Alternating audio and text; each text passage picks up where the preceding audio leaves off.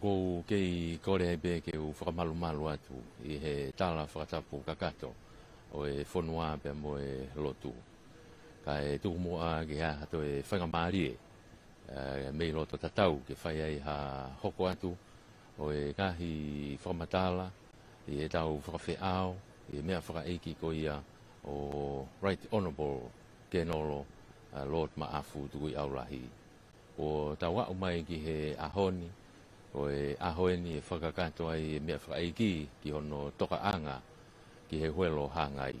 Ka ko e momeniti ko ni tau kau whakataha I he whamafola ai komisoni whamafola rea Tonga I he televisione Tonga ka be foki ki he FM Hivanoa mo radio Tonga pia mo live stream Tonga broadcasting kau whakataha tuai pia mo radio broadcasting FM walfit poini lima mei roto nukalofa I whamafola ko ni mo live stream ai Broadcom FM ai au tau kau whakataha I koe taimini ko e whamafola o ku I he wharetori I whare maha ki Vaiola o ku kei toka be ai mea whakaeiki ke whakakato me ai ngahi tutu oni pia pe foki ngahi o wau o ku amanaki whakahoko pia dok hoka tu rewa ki hono whakaere ki he Huelo Hangai. Ko e taimini ulotonga iheni e kainga o e siasi o sila na taatai na tonga tataki mai he tangatai ki pure o e kolisi ko sia atou tai e whaiwhikau toke ta talia ni mei tolu ai whailotu I he taimini I hono whakakato e ngahi lau mo meniti ko ia pia tau hoko atu ki he whakahaere. Ko e polokalama ko ia o kamanaki ke tau kau whakataha tua I he pongpong ini ko e o wau ko ia ai fuka ko I foki ko e no pere ko eik na e whaifatongia I he pure anga tonga lolo tonga pea pekia ko ia ku I heni ai kautau ai na fio ke fola fuka ki hono whakaere pea ku he osi heni pea mo e ngahi kupfe kau aki ku mea heni ai tama ko brini siata I he wharetori ka e pehe foki ki he ho no pere o hawe alahi mea heni a waea ka umaa foki a tu whakano ko fohe pea mo kinau tolu ai kau ngahi tuunga o e waka ko ia hifofua ke whai e whawhiao ko hi kohonau amelari eni kua tō tau. Pea neongo e tō e otu kawe ngā kau ku kei ai be ngahi kupu o kunau kei hoko atu e alo e whatongia o hawe alahi. I he lolotonga nia I he wharetori I Vaiola. Pea koe mau pe koe e polokalama e fuka e fola e fuka e nau hoka lewa ki ai pea ka hiri e whai lewa ai whakahaere. Mo mea mai pe ka pau mo mea mai he televisione pe mo mea mai he tau live stream I he lolotongani I whare maha ki Vaiola.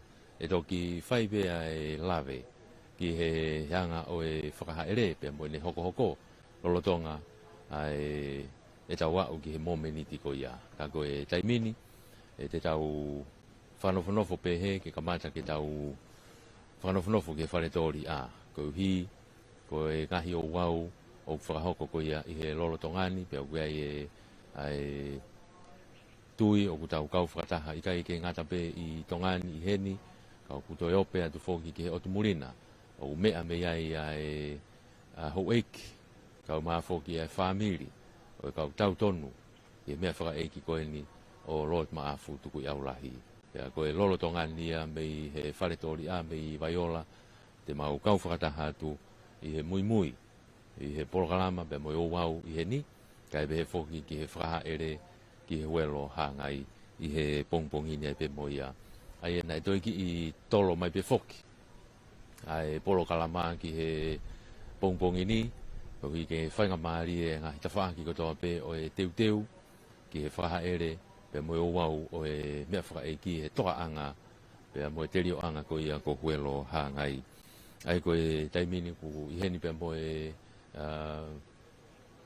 Hou Minister o e kabineti te tau kau whakataha moia he whakahaere.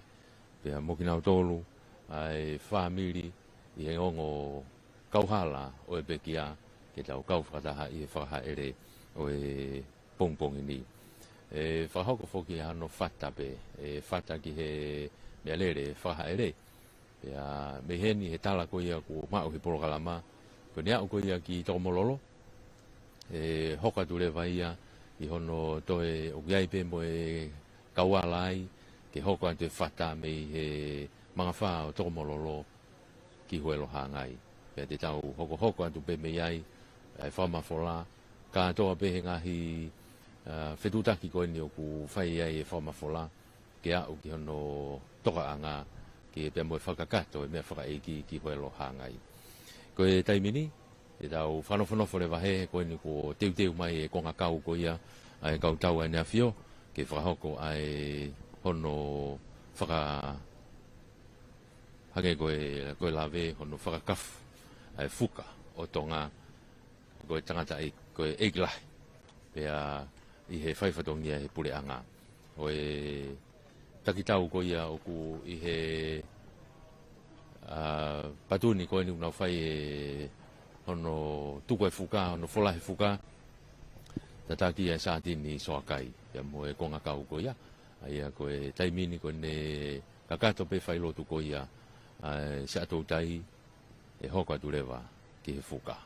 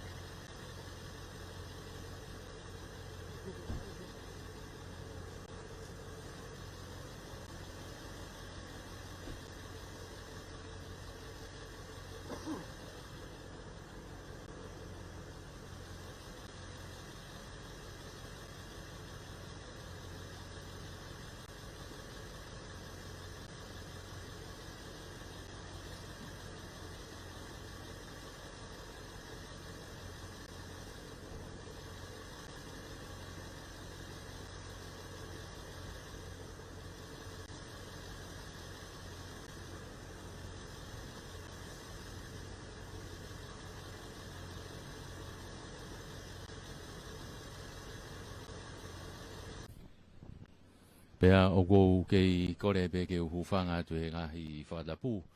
Kai hoko atu pe, ai whamatala, he tau kamata ke tau hoko atu ki he whakaha ere o e mea whakaiki. Right Honourable ke noro, the Lord Maafu, Tukui'aulahi. I he lolo tongani, ai ni uk tau whotu tu he taimini, ke hoko atu ki ai hou au.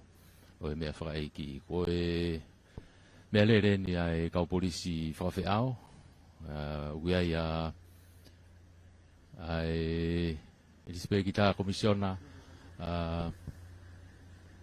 i he hoa koe ni, pia te tau atnaisa tau mwe peau, pia mo mea mai pe ko e mea lere mea ai Prinisiata, ai a ko e whakahoko ko ia o e whakawhiao, ko e mea lere koe ni ai whakawhiao u taki mua e taimini kau polisi, pia e hoko mai ai pe, ai mea lere koe ia tama ko Prinisiata, momo ai i he mea whakaeiki,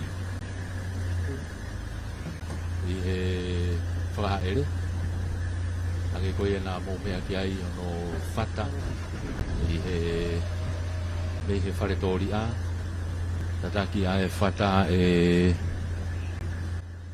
Warrant Officer whikaua matai a sipongi, pia mo ene patuni, na tau kau whakatahai i he kouau ko ia, koe nuku mau kei i loto be i Vaiola, i he amanaki ke mau hua tuki tua, he whakahaere o e hoa koe ni. Te mau ki i mawahe ki mua me he toenga ko ia o e whakahaere, pia te tau whanonga ki pe ia i he ene hoko koe ni. Ai koe mea whakaeiki, osi pea e mea lere ata, hoko mai ai e mea whakaeiki, Lord Maafu Tukui'aulahi. Pea e hoko mai ai pe ai whakahoko ko ia o e whakahaere, ko e tangata eki pare mia malolo. Ai pureanga whaiwhikau toke tā pōhiwa tua ne toa. Oku hoko mai ai ko e whaapa ma ke he whokia. Ko uhi ko e pureanga ia na e loro tonga e whaiwhatongia Lord Maafu.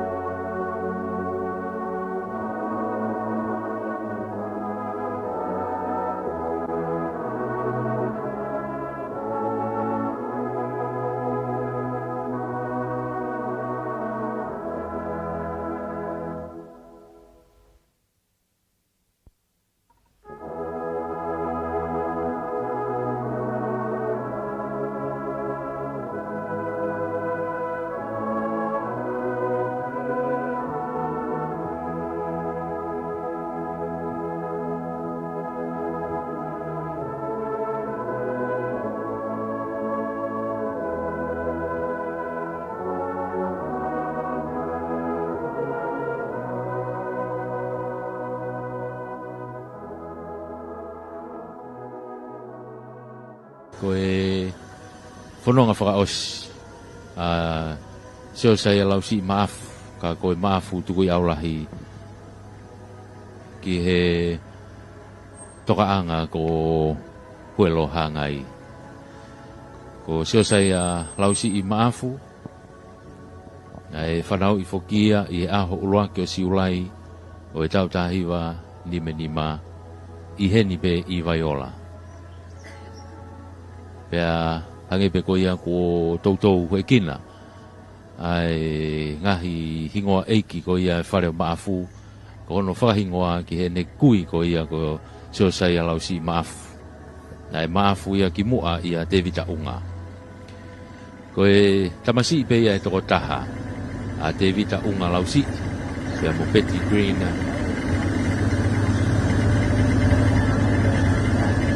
Aia o Tevitaunga lau si I. Koe lai taha pe fokia I he whanau. Seo sai lau si. Pea mo anau ki he sina maafu. O waini mo Tokomololo. Na nako, seo sai lau si I he Tonga Side School. I he tau tahiwa ono wa ki he tau tahiwa ono fitu. O pe he foki he whamatala hofi au pito. Ahono kaunga ako. I he Tonga Side School. Ko tama o brini salai waha mamao. Pea mo ka self. Nai toki hoko atu. Ai ne ako ki Nusila. Ki St. George's School I Whanganui. E tau tahiwa ono walu ki he ono hiwa. Pepe he foki ki he kolisi. Hoko atu ne lau tohi ai pea whakakakato ki he kolisi. E tau tahiwa fitu noa. Ki he tau tahiwa fitu whaa. Mawa mai ni ki lawenga maari e taimini pia ku talo lo pe moe kainga koia e siasi toka e kolo ia kalaisi i nau kauhala, i nau matapa ko e whakaapa pe i he whakahaere u whai pe whoki ki a ki nau tō ruko toa pe o ki ai aha honau ngahi api i he lolo i he hala whanonga koia o whai ai e whakahaere o ki ai pe ai ngahi whakaapa e tau whanonga o e whakahaere.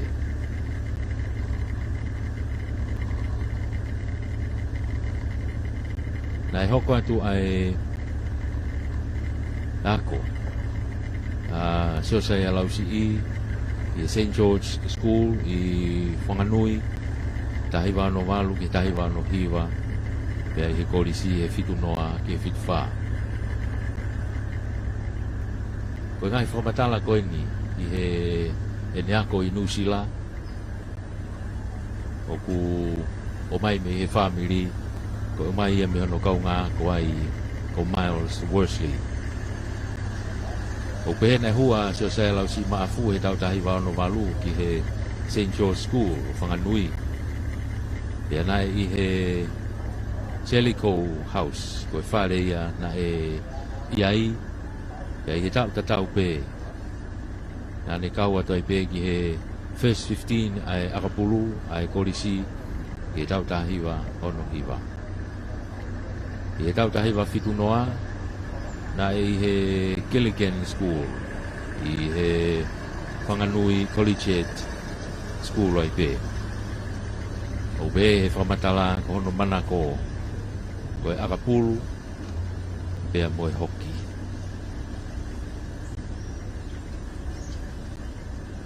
Ko ngahi feitu koe ni o kutau iai he lorotongani I Tofoa.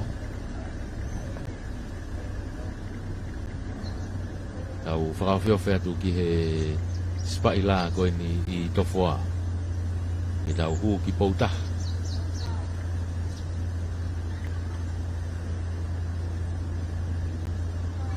Lorotonga a ene nako e seo sai alau si mafu I Nusila. I he apiako koe ni o Whanganui. Ane kau ki he ngahi Polokalama, hange koe sipoti, e whaiki ai lawe, ai sipoti. Tau te whito ki he hoki, ko hono manako. E nai I he timi hoki senior ai apiakoni ya mo fare kiligen ya be foki ki he timi akapulu tau hebe ko e timi akapulu sinia ia ai kolisi ya be foki ki he timi sinia ai hoki ko e tau tahi wa fitu fa ia na ne to e hoko ai be ya be ko prefect ai fare ko ia ko kolisi whanganui e ki whamatala no ia ko konga pe ia ko ngahi aho na e ako ai a sio sai a lausi i maafu i New Zealand a wa mai ni ki poutaha he taimini o tolu ko ia ku bea i he tau whamafola mei topleanga tau de fito ke family o ke ai ai tari mafana yongo ko tau feilongaki i e funga o e tengi hia ka ko tui be ku iai beha whakanonga pe ko hi ko tau whemata ki pe i he ngahi teknolosia o ku tau iai i he ngahi ahoni fa forward fo ke tau whamafola i kai ngata pe i he retio ka ko hi ko e internet i he live stream i he televisione o ku tau whanonga i he whaha ere o e aho pouta haini ko e apie ni ko laka monu na hofi he ne afio king tupowono e ngai tau ko mariwa tu e ofisi whakatahata hai e ngahi businessi potunga ue a pureanga tau pefo ki e whanonga koe ni o tau i matatoa mataki e ua ko e ngahi feitu o kiai ai whakahaere i he lorotongani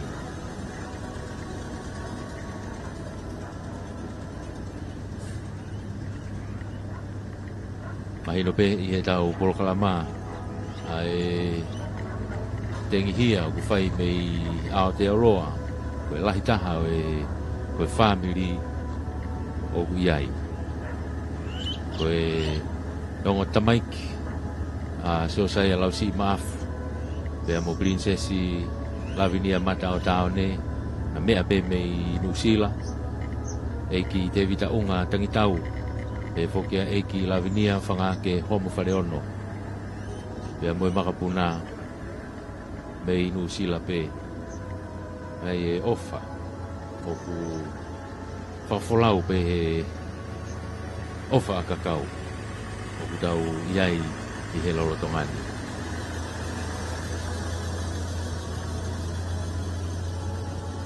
alo marie koe konga mahu inga ia o wau e aho koe ne lao leleia natula ke whai aki e whakakato e mea whakaeki ko whakahaere me i Aotearoa pia koe he otu wherenite ke whakakato ai ki he Huelo Hangai wa o mai e whakahaere he taimini ki he Palasiko Villa mahino pe no teu ai kupu o punau kau whakataha i he tengi hia o mea whaeiki o e taine princesi Latu Tukui'aulahi pea mei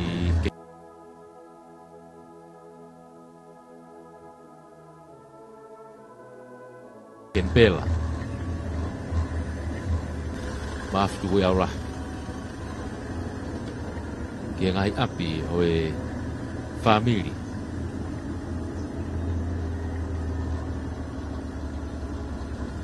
ke whaha ere i hono toka anga hono api mau au hifo atu ni he i tufu mahina ke tau hu atu ke vai ko puna le mo kainga o lavaka. Ai taha ia o ngahi pouturiki o hahavea. Hahavea lahi. Ai kainga koe ni o lavaka. Whaifatongia foki a hahavea lahi. Ake koe ia ku kau he whakahaere. No pere vaea. O fohi. O tui wakano. Pe foki kia whiala kepa. Pea mo lavaka. Pea mo lasike. Ma wafe taimini he spaila o Hangai ki he Tokomololo. Tokomololo. Tari mea ha foka mo ka inga havea tama. Pea mo ka inga me he hufanga lupe. Ka mahino pe ko no tofi aini. Tau kamata pe me Tokomololo. O si tā lolo pe ai ka inga heni. E whakahaha ai whakapapa. I he lolo tongani ia. O mea mai pe tau live stream. Moi ata. O mea mai pe tau ata. Ai whamafola koe ni tau iai. E whoki he letio. Letio Tonga-Ulaki. Letio FM. Iwanoa. E whoki ki he letio Walfit Poini ni maa. Broadcasting. Ai ngai whamafola koe ni. O tau kau whakataha tuai. I he hoa koe ni. Ko sio saya lausi I maafu. Nai tupu hake ia. I honau api whakawhamiri pe ko lo whakaitamaki. I loto nuka lo whaia. O te tupu hake ai. Ia moene ngokui. Ko sio saya lausi. Ia mo anau ke sina. Ko hoko mai ai pe ai. Ni ako mo le folau ko ia ki Nusila ya mo le foki mai o hu ki ngawe ya hotolo ma asi o tau tahiwa fitu ni ma na e kamata ai ne frau ko fatongia ake no lo sio sai lau si ma afu e potu ngawe o e kau tau e ni afio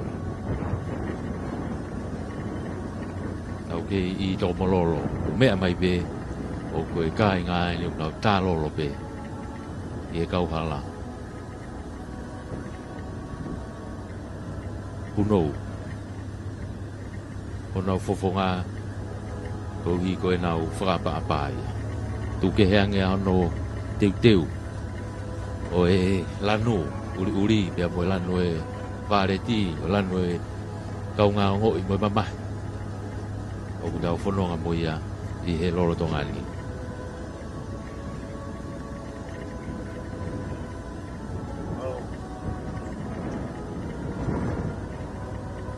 Koe ngahi tofi a o ene a fio o kutau iai he taimini I mataki ewa. Kauhala e taha o pia e Tokomololo. Ai ni o tau lorotonga iai I he lorotongani. Koe hoko atu e ako. Pea moe ngā ue. A sio sai a lausi maafu. Nai whakotu uia koe ofisa ako. Nai komisoni. Koe hoko atu e uia koe laftani ua. Pea kamatai ni whaifatongia. E ta whaaki o kaate whakalanglangi ai ne a fio. E lorotonga e ne whakako whatongia I potunga ue. Nā ne mauai e lākanga kehe pē. Ange koe takpatuni. E ta whaaki o kaate whakalanglangi ai ne a fio. Koe ofisa ngā ue. Whakaetimini. E uri ofisi o potunga ue. E hoko atu ai pē. No la kanga koe whakawhi ao. Ki hene a fio e la ao e kuonga hono wha. Ko tau wha hau tupo wha. Me he tau taha hiwa walu tolu. Ki he tau taha hiwa valukiva. Ko ngahi api o Tokomololo, to e unu atu ke tau ofiange ki Huelo Hangai, to e tola hiange e kāinga. I he nau tālolo, i he kauhala, o whahahai, a e nau whakapapa. I he lolo tongania.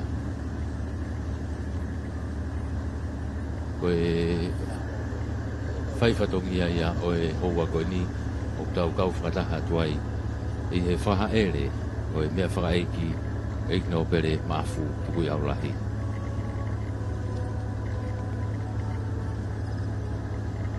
I he tautaha iwa warunoa, na ne hoko ai koe ofisa whakatau ke ia e potu ngau e sotia, i he potu ngau e ki muri a Tonga. Na ne pure he wa atau uta, ai potu ngau e, i he tautaha iwa hiwa taha. Pe moe wa ako ai sotia, i he tautaha hiwa wha. Nei te uia ki he whatongia e whawhi ao, i he tautaha hiwa walu. Pe he tau ua whe, nei te whotu uia, i la kanga koe pure, i e waa tau uta, ai potu ngā we, o a ue peke aho, nā ne tatau ai, e ne mawai pe moe sotia. Pia rotonga e ne whahoko whatongia e potu ngā we, nā ne maue ngai whangamari ako, i tua kule anga, pe pe whoki whaloto whanua. Nā e kau whoki a laftani kenoro, seo sai alau si maafu, i ngā ue whamerino nei whahoko, i sotia tonga i Pokenville, i e tau tā hiwa whaa. E whaki ki ai ai me tāri whalanglangi.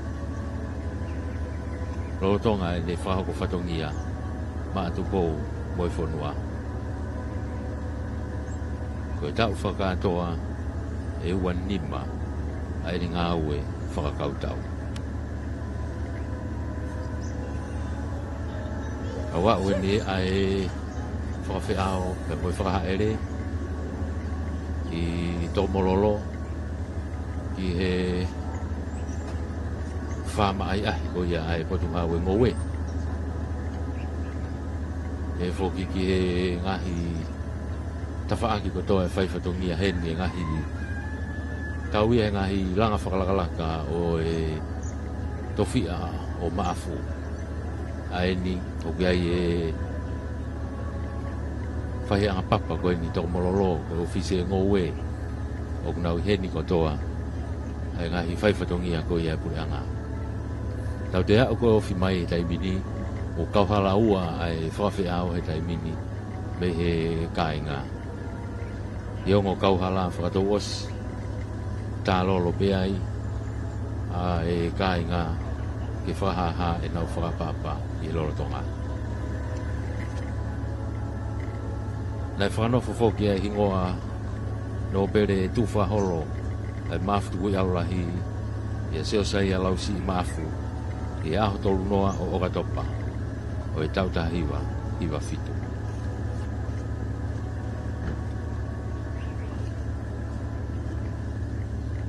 Tau whakawhiofi mai taimini ki he manga wha i Tokomololo. Ke awhia i e whanonga ai whakahaere ke hanga ke Huelo Hangai. E mo hangai momeniti te tau hoko atu ke ngahi o wau ko ia o no whakakato ai mea whakaeiki ki ono tokaanga. Ki muini mai he whahoko whatongia a ignobere maafu Tukui'aulahi o ni ngāu e pureanga me mune te hoko atu ki he wharearea o Tonga. Nei kamataia e tau tau wharearea o i wāwhi māwalu ki i wāwhi hongofulu. Ko ene mau wāwhi matau he taimini i he mga whaa ko ene i Tokomololo ki mau hoko atu mau tolu ia ke Huelo Hangai i whakawau ki ai whakahaere. I he taimini whoki o ki ai rewa ai liriu o e whakahaere e hoka tu rewa he taimini ki he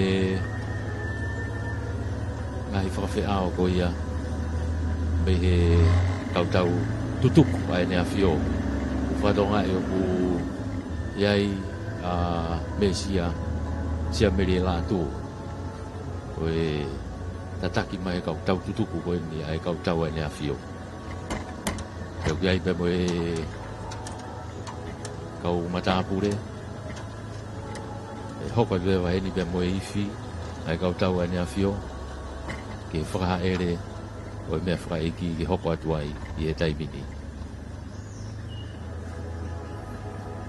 Koe nu mau ki whakahao pe ke mau tō ki mua. Ko i ke hoko lele i pe. Iai mo ngahi patuni. Ai kautau, ai ne awhio, pe he tautahi. Ai ko ngahi waa fokia. Na e takitau ai a sio sai a lausi i maafu. Tau wau mai kia he taimini ko ngo konga kau ai kautau ai ne awhio. E whai ai whakahaere. Ko koe ni ko mau o mai he taimini ke hoko a te whakahaere ke Huelo Hangai. O mea mai pe ki ai i he ongo patuni. E tataki a ki e whawhiao o e whakahaere o e houani.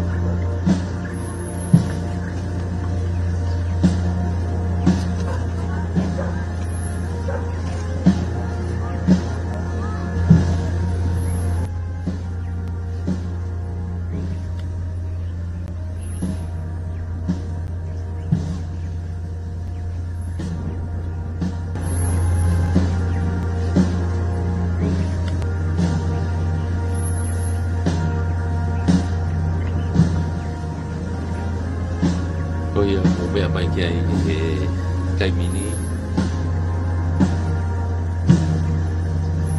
Hoko ate e whawhiao. Koe ngahi tau pe koe ngahi tūma koe ni o kia i a e kau sotia koe ni e kau tau e ne a whio. Na e whaifatongi ai pe a seo sai a lausi maafu.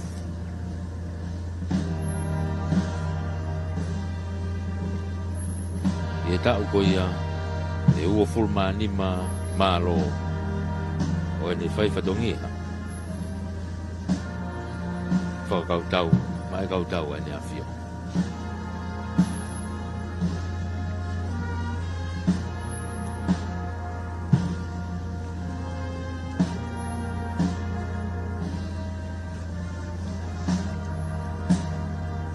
Kei hoko mai pe ai whakahaere. Kei tataki mai pe Benisiata. Hoko mai ai pe ai mea whakaeiki.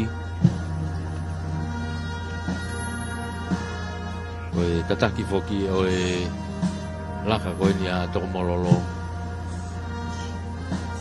Pea mo e whakahaere ki Huelo Hangai. Command officer o ne tataki katoa e ngai patuni o mesia wahai.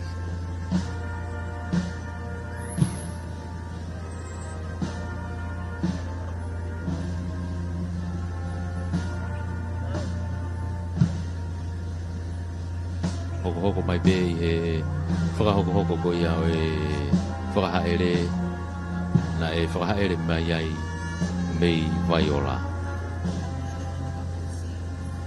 O heni mea mo e kau whawhawhonga. Rorotonga whoki a e whakahaere o ku o si whakanofo a Huelo Hangai i he lorotongani.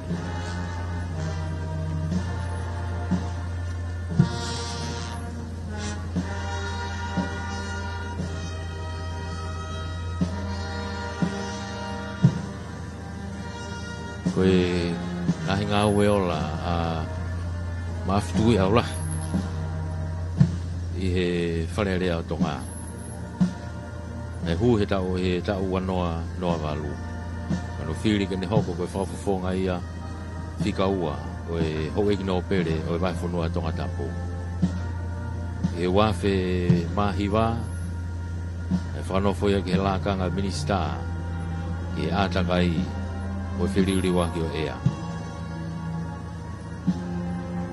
I a hono September o e wafe hongo fulu e whanofo ai ko minista e whanua o e savea mga i koloa whainatula. E taimi fokia o e tangata ki paremia o Fred Severe o Lord Severe o Vailahi. Tau wharearea wanoa tahanoa ki wanoa tahwha na te whiri ai pe i e whawhawhonga no pere whikaua o Tongatapu i e wharearea o Tonga. A wha o Sanuari o wanoa tahtaha na ke i hoka tupe I lakanga minista o e potunga o e savea o e ngahi koloa whakanatula o e whonua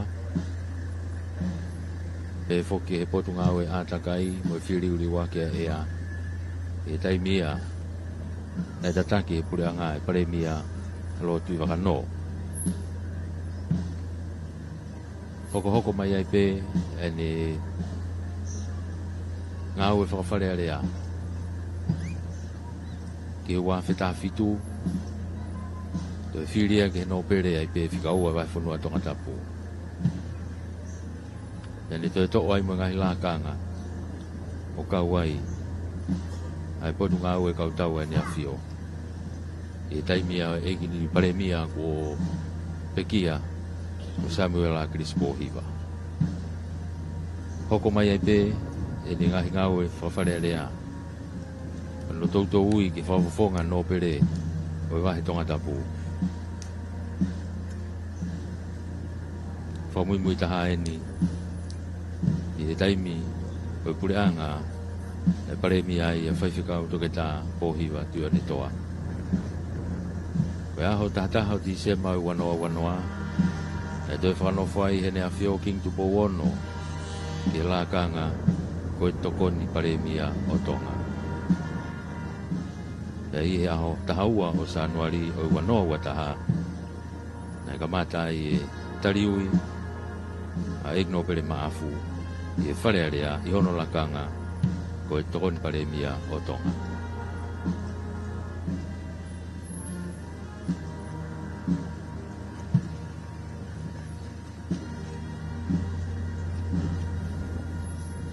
To e holo ai vave ko ia o e whakahaere to e māmāri ange e tau whanonga e whakahaere I e loro tongani.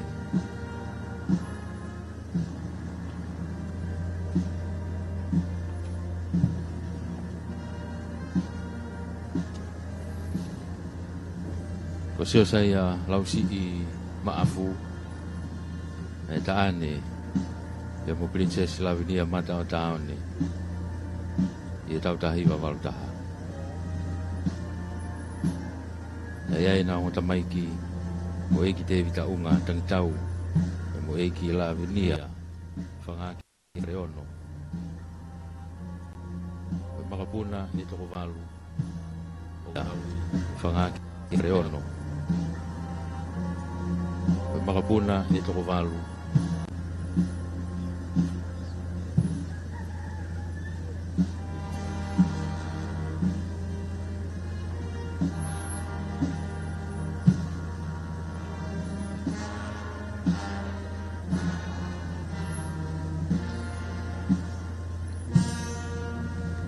na pekia a Princess Lavinia mata o taone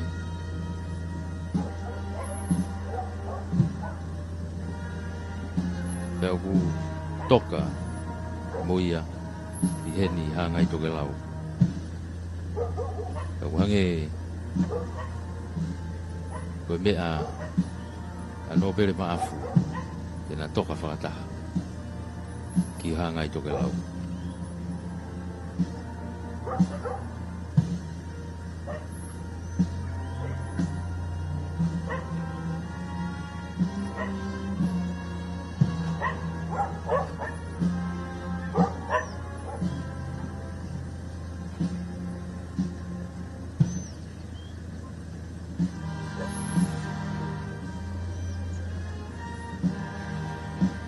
Ange pe koe ka pau mo pe mai e tā lolo pe ka ngā toe tokolahi ange. Me he ongo kaukala whakato osi. Mono teu. O nau ngahi nofoanga. Ke hoa mo tāu ia. Pea mo nau whamawai. I o nau iki.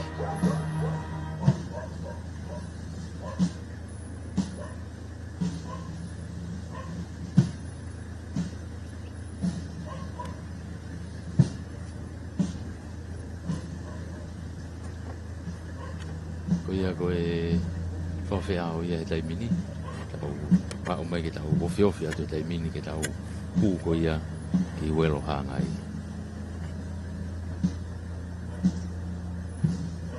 Koe konga o e whamiri o ku tau whawhea o i he lolo tongani.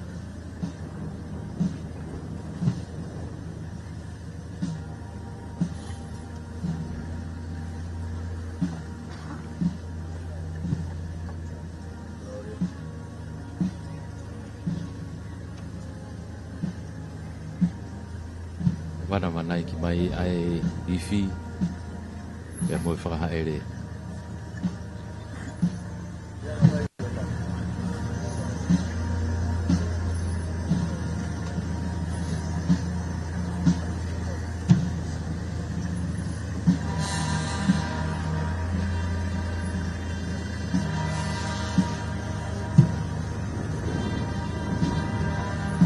Mau ma'ua te taimini ki he matapa ki whai hoko atu ai whaha ere ki ono api mahu ki Huelo Hangai.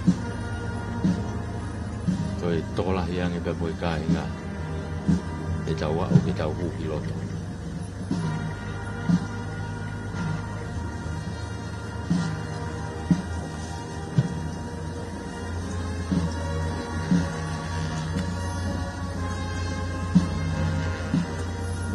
Ia he taimini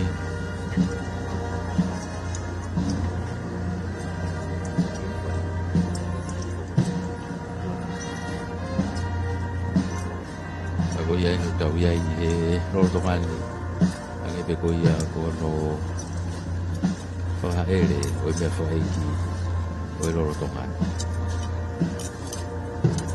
e tok hoko atu e ngahi whamatala i loto i Huelo Hangai pia ia ulang mata moala pia moe kau whai whatongi ame iai o mawahe ai mea rere whawhi ao ai kau polisi e taimini kai hoko atu koe ni koe whanonga whaha ere aki pia kau ai ongo patuni ko ia ai kau tau hai nea whio tau iai lolo tonga i he houa koe ni a tonga i he hala koe ni Huelo Hangai i ai pia mo tau whanau hiki koe whanau lau toku e pe whoki ngahi whae o nau kau whataha i he whaapa i he taimini.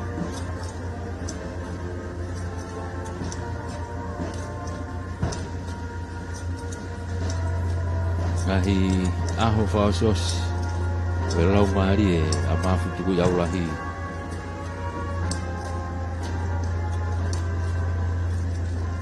e wholau ai ki Nusila i whahauka no toka i whawhaito e hapure lulu ia ka whitu e peleri o wanoa wataha e koe ne mahino pe ki ai i kai lava ke whakakato e whaito o ia e koe ne whaamu ia ke whoki mai pe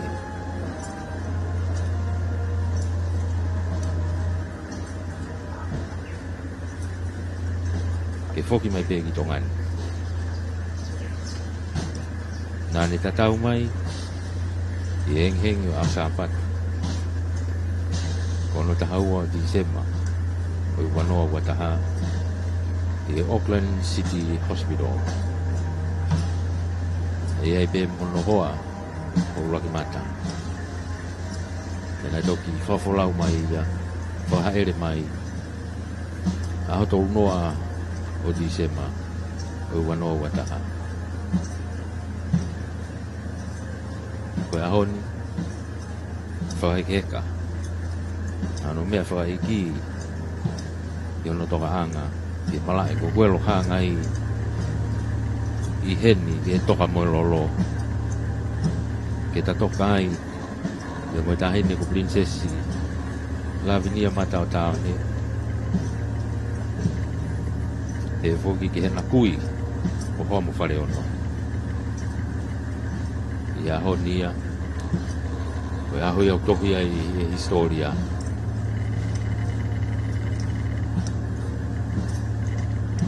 Koe aho tolu ia o Sanuari, o e wanoa uoua.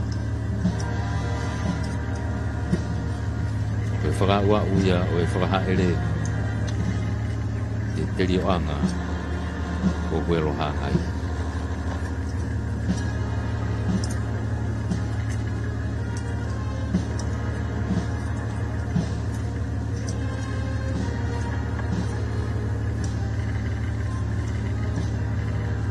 O teu ia, e te tau toki pūpiloto, te mō mea mai ai ke teu, o whai, e haa tau tonu, ke te rio anga, pe moe toka anga, I moonga.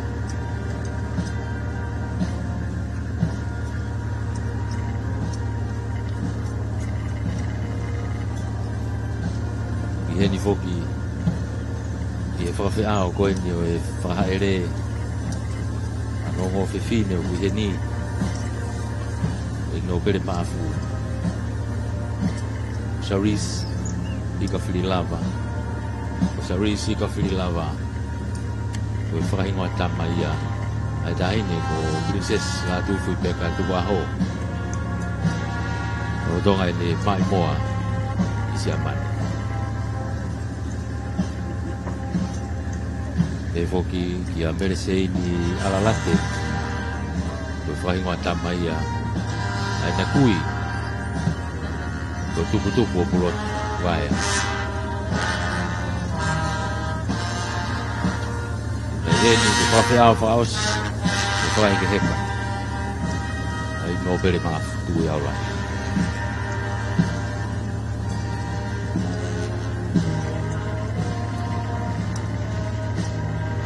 Whatongia hahawealahi e foki ki hono o wau e tau do kau whakataha tuai hono whakaiki ki atu ia o Tonga ai o wau e mea whakaiki e taimini e tau tuku atuhe ai whamatala ki a Urakimata moala ke hoko atu mei ai ka tau hoko atu pe mei ai ai o wau e mea whakaiki I lolo tongai malo Urakimata. Laka o ko whakahoko me he kautau ene a whio o ke ai e ngai patuni me he ka ate whakalanglangi me he tautahi pia mo e tau uta whanonga ia he uraki I patuni aia kua nā waweni ki Huelo o Hangai. Koe hau e ki oi whanua, koe kāinga ofa, kai pehe fōki ke kaunga ako, mo I tō tangata, nā nau whio hi mo eik no pele. Aia o ko ho o ai uraki, ua mo I tōro e patuni ki he tawhaaki whakatoke lau. I he Hangai toke lau. Koe whuka whakatui o ko vilingia ke whakahae ai awhio ai tamatui. Taimina e whakahae le mai ai ai eiki no pele, ai mea whakaeiki me he api ko Vaiola. Na e tō uta i Hangai Tokelau ai haele ai na awhiwhio. Na e tō ai tāpua ki koe ki uha, koe whakamokomoko. Pea whakamatala ai tōnga o iai e aho. Aho na e tō uta ai mea whakaeiki e malai whakapuna fua amotu. Na e pōwhetu ua ai whiawhi moe aki. Pea ai homu toloa. Ai mafulele, maftoka, ai otu kamenga.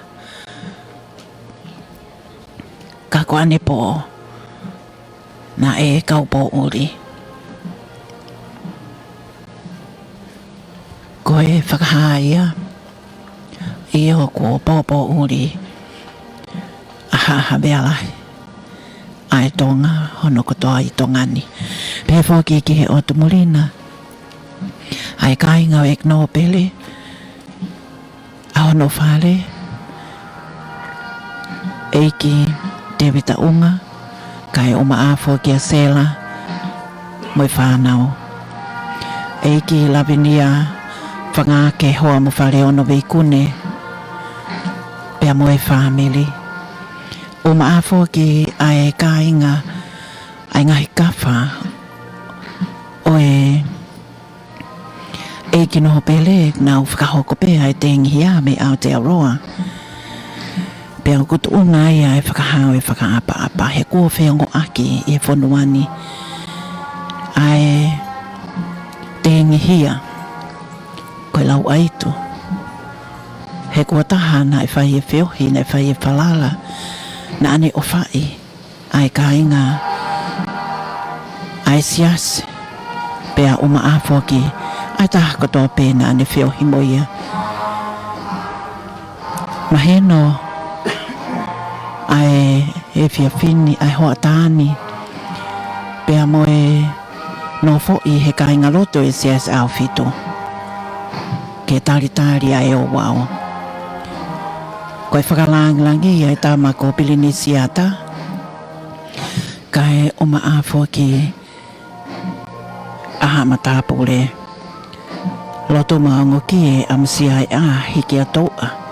Hongona i te fohe. Te le alaiko. Kai afo ki a loto nofo. Ka kukuni ma pe a apihala. Kai afo ki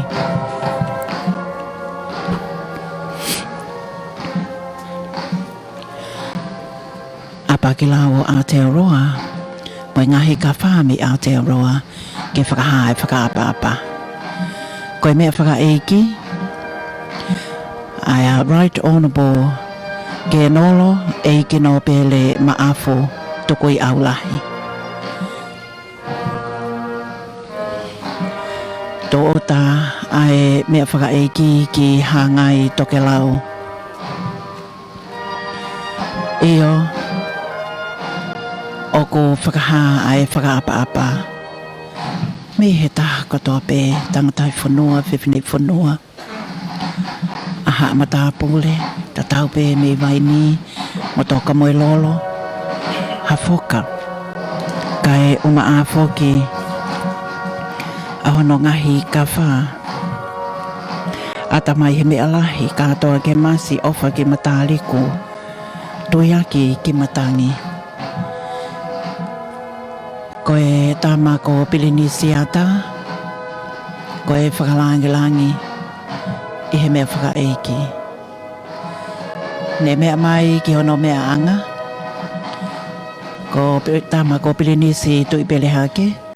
Kai afo kia eiki sa lote lupe pau. Pea moi fui lupe. Oko awhia e he kautau ai nea whio. Ai mea whakaeiki I hono whakaha ele mai. Koe whakaha. Koe tangata na ne maui aki. Pea na ne ngawe oskia velenga I he kautau ai nea whio I ngai taula. Pea ne whakahoko whatongia. Whai mate aki ki atu pou. moho weiki. Pea o maafo ki koe ahoni. O ko whakahai e kautau e nea whio ai whakaapa-apa. Koe whakangei ke taha na ane hoko. Koe sipinga lelei i he whanonga ai pot ngāwe. I he tō whatongia ai pureanga. I he ngāwe whakaskeitari ke nea whio ai tamatu i o Tonga ko tau whahau te pōwha. Ko e kau ngā tengihia mo e whakapa-apa me e kau sotia ko e hoa ngāwe. O e kau tau e nea whio me ngai whanua muli i Tongani. No Sila, Australia, o ke ai mo ngai kupu whikau aki me i Falanse kai o maafoki. Me i Amerika mo ngai hoa ngāwe ngai polokalama whakalakalaka. Ai kau tau e nea whio. Ko e whakahoko whatongia. Me e kauha atofunga. I he taim tatau pe ko e whare tōria. I he tawhaaki whakatoke lau o Huelo o Hangai. Ko e whakahoko whatongia me e kautau e nea whio. Amanaki ke kauala ke whata ai me whakaeiki. Me he mea lele whakahaele o e mea whakaeiki. Ai whatongia o ko whakahoko me kautawa e nea whio ko e whakaapa-apa. Ko e tahi toa. I he ngāwe o skevelenga i he pot ngāwe.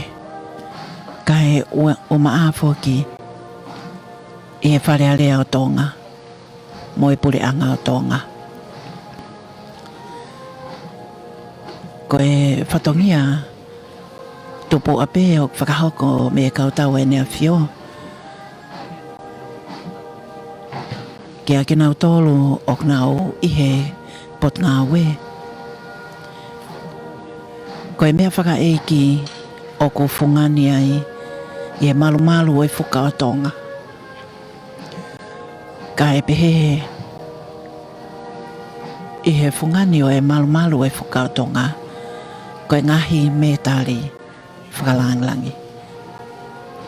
I he taimi tatau pe ko honoangi ki e ngahi ngāwe kotoa pe ke whai ai whakaapa-apa. Me ngahi ko ngā kau. Me a tek nau tolu o nau whakahoko ai whata. Ko e hau eiki o i whanua. Ko e kāinga ofa. Ko e kāinga lotu. Mo e taha kotoa pe. Nā o kātoa ki o lunga. Ke whakaha ai whakaapa-apa. Ko e whakaha ele o e me whakaeiki. Aia o ko iai ai wakai. Ke he whakaha eleni. Pea mo e whakaapa-apa o ko whakahoko.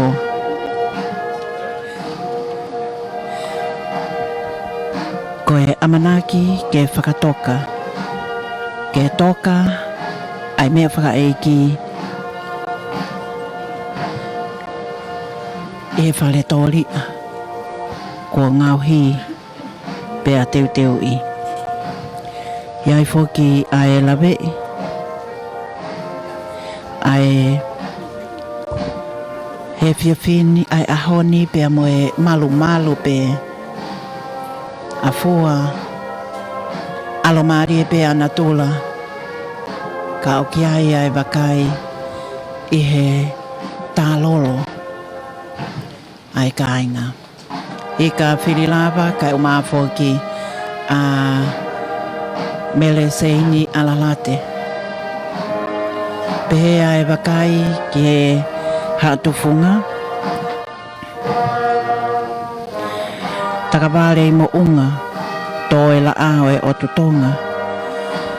Ma o hei lala piki pea vela.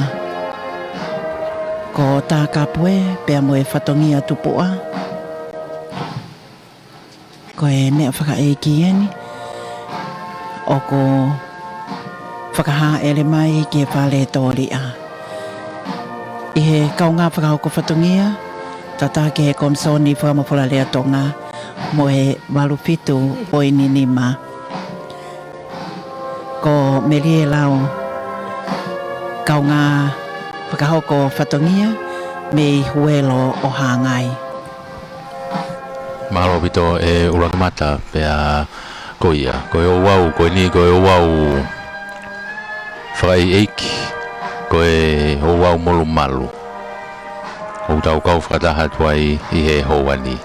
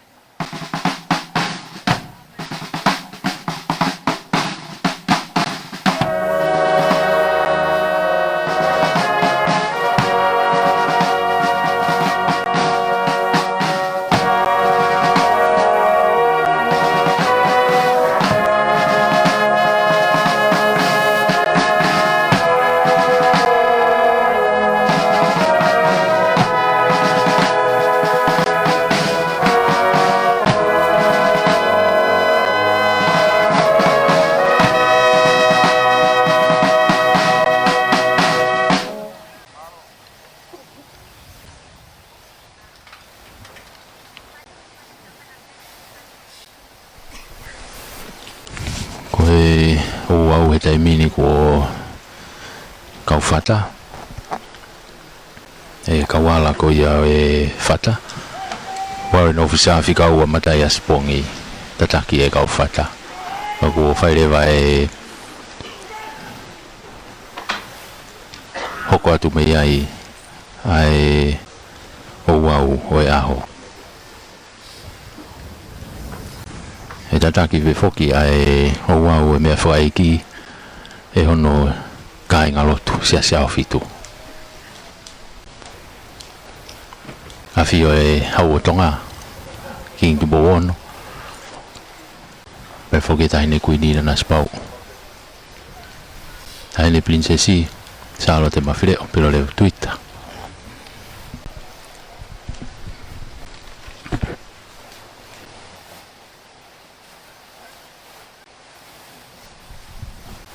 Koe tanda i Palestini sia o fitu pasa fanueli mataere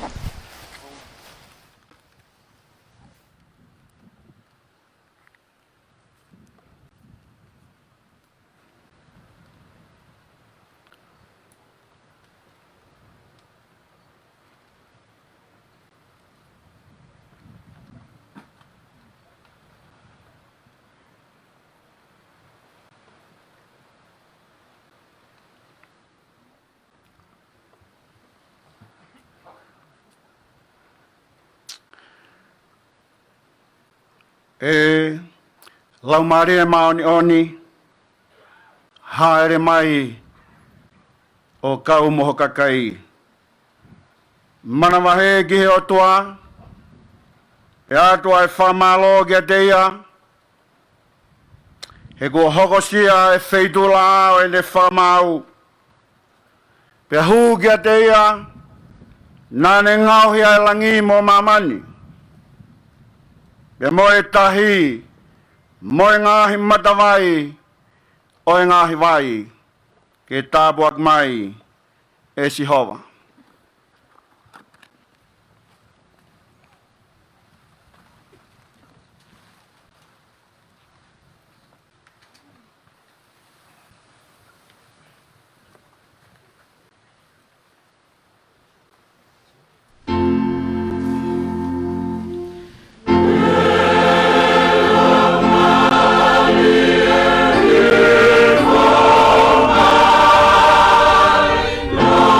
Oh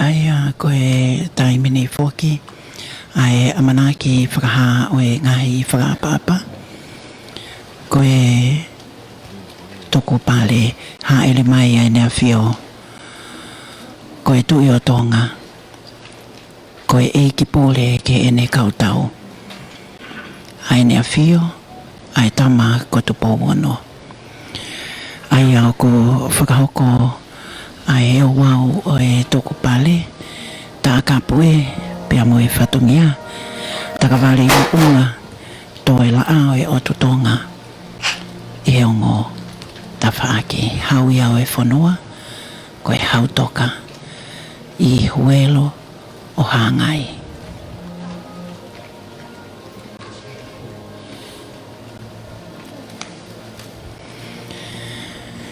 koe whakaapa-apa mo akia o e wau o e whakalanglangi koe whakaapa-apa ke ignore pele right honourable ke nolo e ignore pele maafo Tukui'aulahi e nea whio koe tui o Tonga pea oku iai foki ai amanaki koe hau eki no pele ai ne a whio tēnau whakahoko ai hau wauni pea moe whakaapa-apa pea moe toko o e pale ki Huelo o Hangai taim tatau pe si longo pea malu a no ea whakahoko ai ai whakapa-apa ia no ngā moe whie maalie mamalu pe ai aho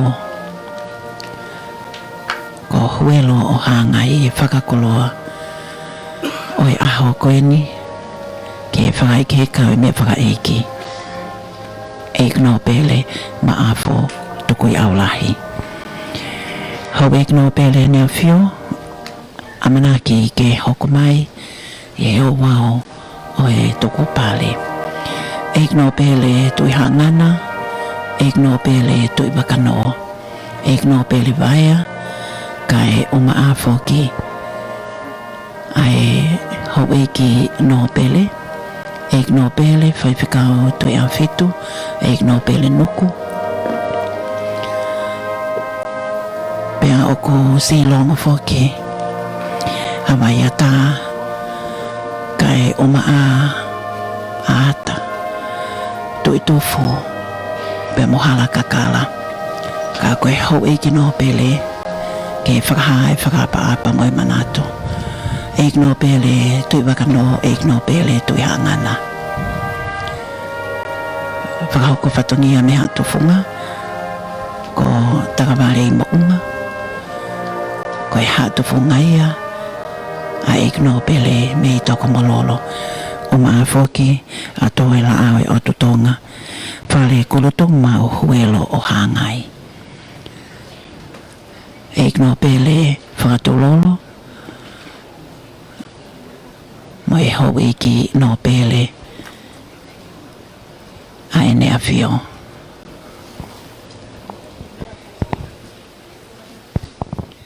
whakaapa-apa kakato ai whakahoko o e whakaapa-apa ki he hao ki he o wau o e aho hoko mai ko eiki palemia malolo o e puleanga Tonga ka koe puleanga nai hoko ai ai pekia no pele maafu Tukui'aulahi sio saya lausi koe tokoni palemia i he whakahoko whatungia me puleanga o Tonga iai foki ai lapei o ke ai pe hono whakaapa-apa make ai ongo koe uhi koe eiki no pele koe eiki no pele nane loto aki ngaue o skevelenga mo fai mate aki ngai fatongia ai pule anga o Tonga ke atupo ke na fio mohono fale kai uma afoki ke kakai o e whanua eiki palemia malolo whakahau i whakapapa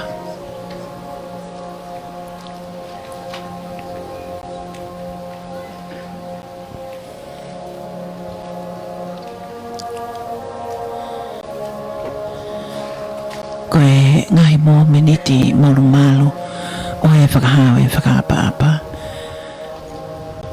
toka me he whaletoria Right Honourable ke nolo igno pele maafo Tukui'aulahi koe eiki palemia o Tonga Honourable huakama me liku amana ke hoko atu ai wau o e tuku pale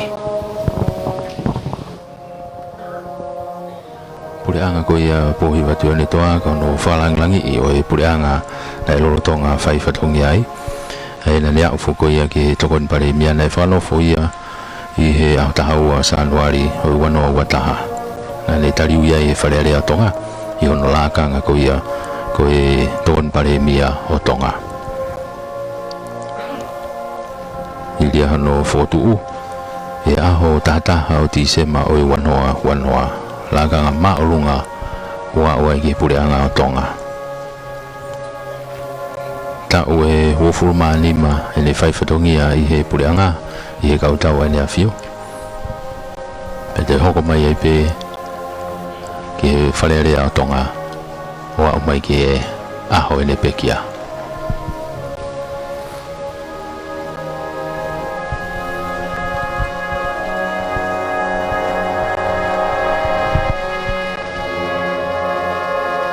ko atu ai pe ai tuku pare ai puleanga ono ho eki minista pe a moi kau fafofonga o ngahi fonua hoanga ue o Tonga wa fa diplomatika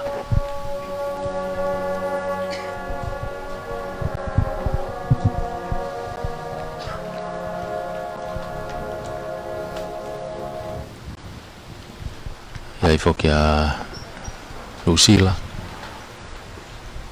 a Tiffany Babington o China tenau whahai nau whapapa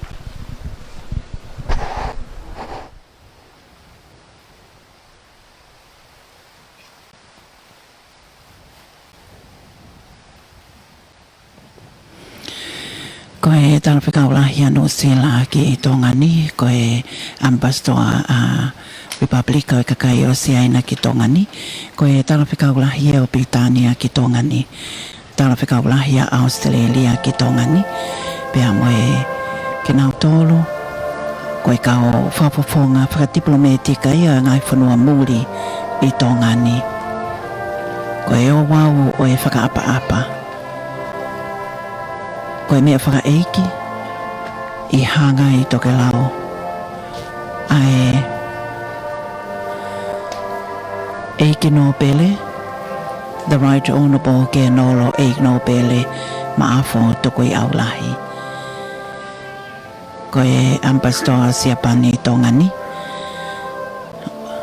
mahino pe ai au fia langi neongo kuangi mokomoko no ea pea mooni ai maki i whakalawe tala ai apini na iai ai fuhei la ko tu iloko mana na hoko ia koe akau tupu a pea iai pea mohono wau hei la ka kua tau noa i he a hoko ni e tau laka i ao no tolu o e tau fo o wanoa uawa. Iai fōki ai amanaki ki e hoko atu ai o wao o e tukupale ko e ki tau a ene a fio ki he kautau ene a fio pilikatia e ikno pele whela kepa ko e whakaapa-apa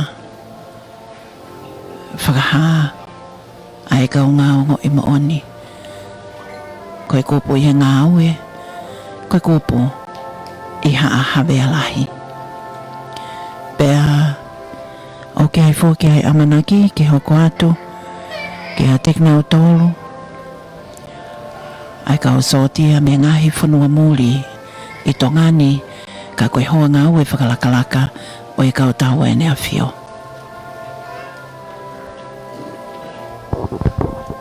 Ko ngā mahu i ngā whukia e uragamata e whaiwhatongi a ekno pere maafu i he kautaua e nea whio. Nā ne ngā ue i he ngahi tawhaaki na whai e ngahi arerea pia moe ono ngahi hoa ngā ue koe ni i he ngahi kautau i he otumuri. Pia ku na e lalanga me iai e ngahi wā ngā ue moe wā whenga ue aki wā ofi au pito a e kautaua e nea whio i tongani. Pia be whoki ke ngahi whanua hange ko New Zealand, hange ko Australia, ko Britania i he rorotonga ai ne whakako whatongia me he kautaua e nea whio i ne tataki mai e wa atau uta ko ia ai kautaua e nea whio.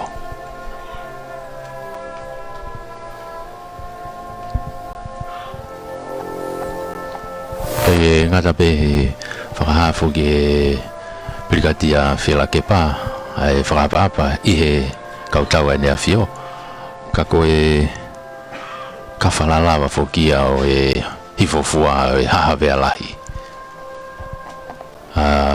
Whela Kepa.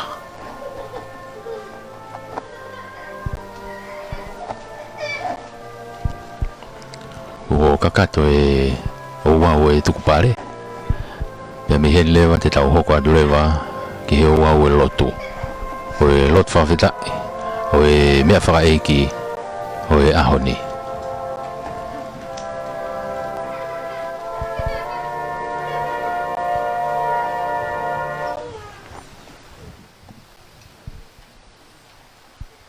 O Elda Tony Whanokala. O e wholawhalaimi ke kamata ke o au mamafa o e pongpongini. E ko himi manako veeni o e pekia. Hono ua nge au walunga fulma hiva. Ua walu hiva o himi. Ke mo kadaki o mea haki tau hiva. O kikai i maamani hoku api. Koe ku koloa ku i he langi. Kau angelo ena. O tālo mai. Koe kai keu kei lata. I he mamani. Eiki. Ko koe peho ku kāinga. Kai alangi. Eiki teu whewhe nai. Kau angelo ena o tālo mai. Koe kai keu kei lata. I he mamani.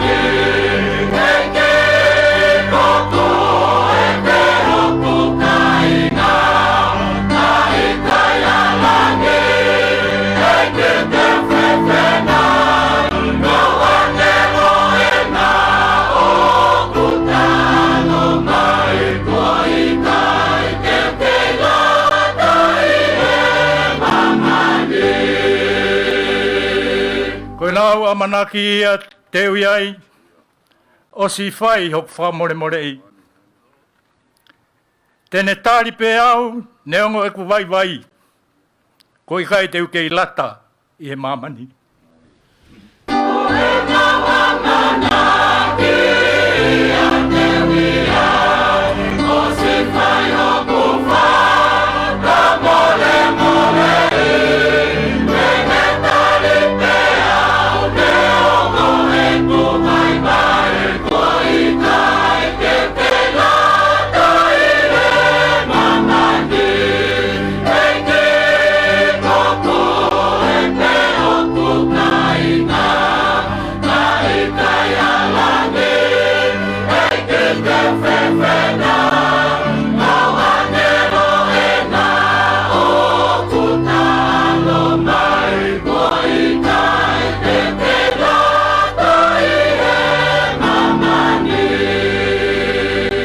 Hoku whaka mo ui o wha, oku iai, te ulaka atu, ke mawhi loaki.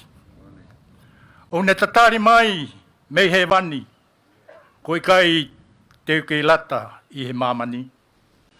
Hoku whaka mo ui o wha, oku ia, te ulaka atu, ke mawhi loaki.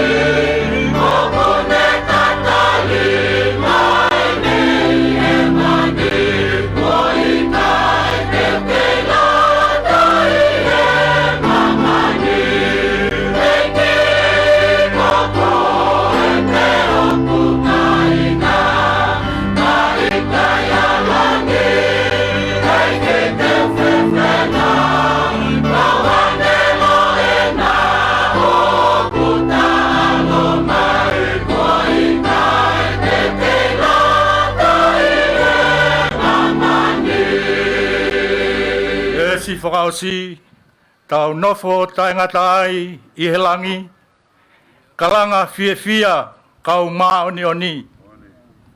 Ongo mai e nau lava whakawhetai ko i kai te uke i lata i he mamani. Nofo taingata ai i he langi, kalanga fia kau maa oni oni.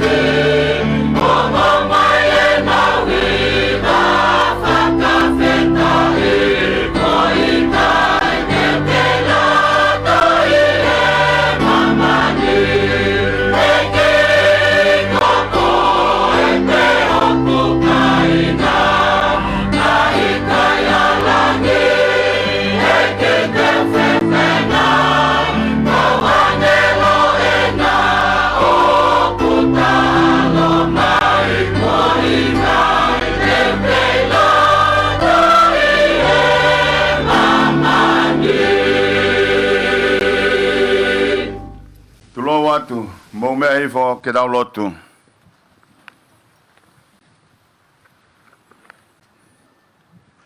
E si hoa koe tue o taimi mo i danit.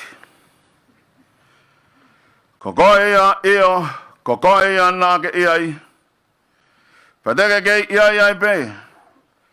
I e tau tangata mo e tau tangata kotoa pe. Pe e whai ai pe o tangata. Pe a tangata. Ai a whianong fumata e hoste o lang. Ai salabi mi mo se lafi mi. O nau kalanga e kina o maoni oni, o maoni oni, o maoni oni a sewa sabati. E o toa maf. O kawai, pia mo e pangai. Huelo Hangai. He ao koe ni. He fumata e whakababa ki a whiona. He wawhio i heni. I he pangaini o Huelo Hangai. Ai haue o te tonga. Ai tamatui. Ko te pō ano. Ai tahina kuino e taloni. Pea mai whare o te pō. O mea i hene e tahine prinsesi. Salote mawhile o tuita. O hene pea mai tama. Pirinisi ata. Pirinisi ata. Pea mo hoeki. Whakawetai ke a whiona. Oku iheni a kau tibilometi kai whanua. Nau tole kau whawhonga pureanga. Pea kai ki ngalo i helo tuni.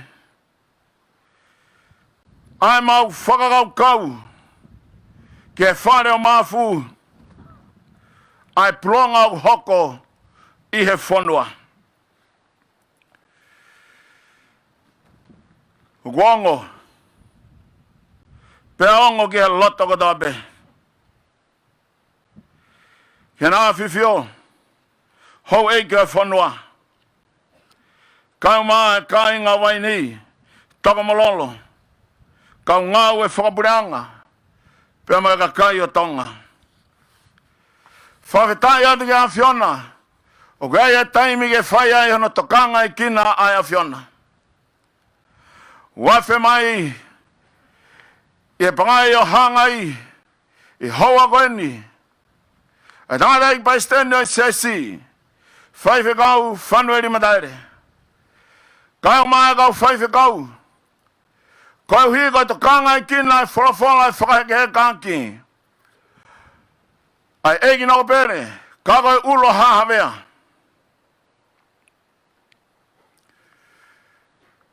Nai whaifatongia. Ke hau e whanua. Kau maa e whanua. Ma whamare more ati kia whiona. Hifa mai lau maria maani oni. Peki hanga maaku pusi. Ai tō whatongia ai aho koe ni. Kau ngai ka mau angoi o ka kato e mau whaifatongia. Wholafola mai e wholafola. E tāke kina ke whikau e aho koe ni. Pe whaia ke whakaheke heka. Ai whraua e kinopere maf Tukui'aulahi. Pe kai ngata i taimi. Ka ke hawa tu ki tā niti. Ia aho amui. Mau kore ngai leleini ko tape. E wafa o Jesu Christ i koe alo. Ka koho mau whakamo ui. Amen.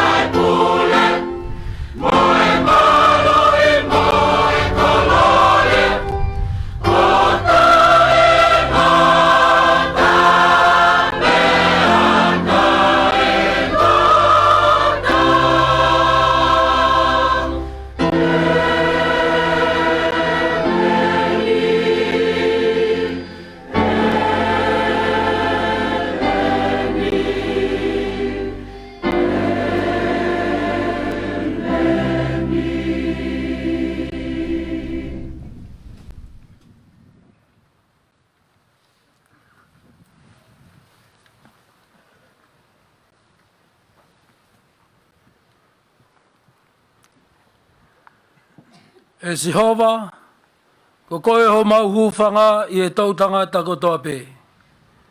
Te kia i whakatupu a ngai mo unga.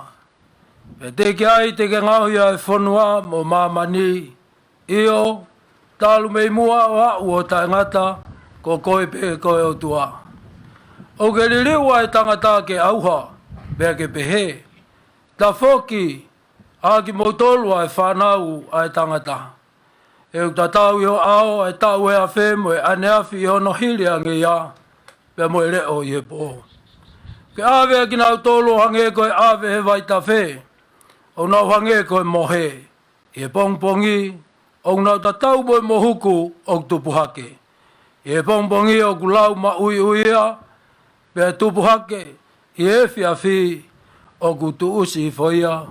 Pea mai.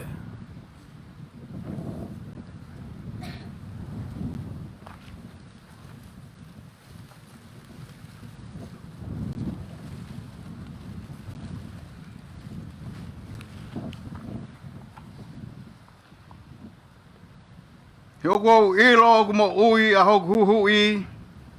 Pe e tu uia i mamani e aho whakamui. Pe ka osi hoku kiri. Pe a mau hoku sino.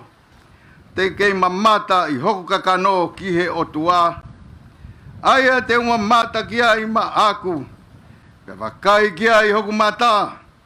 Pe kai hata kehe neongo ai auha. Hoku ngahi kupu i sino. Ia te au.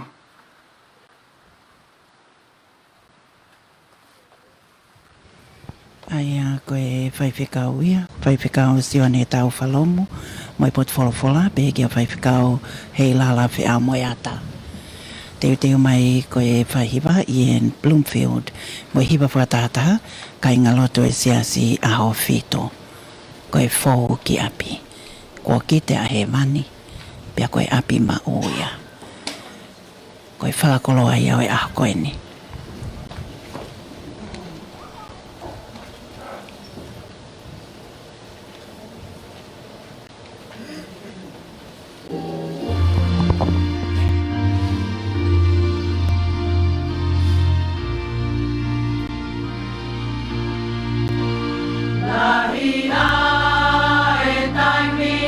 Mama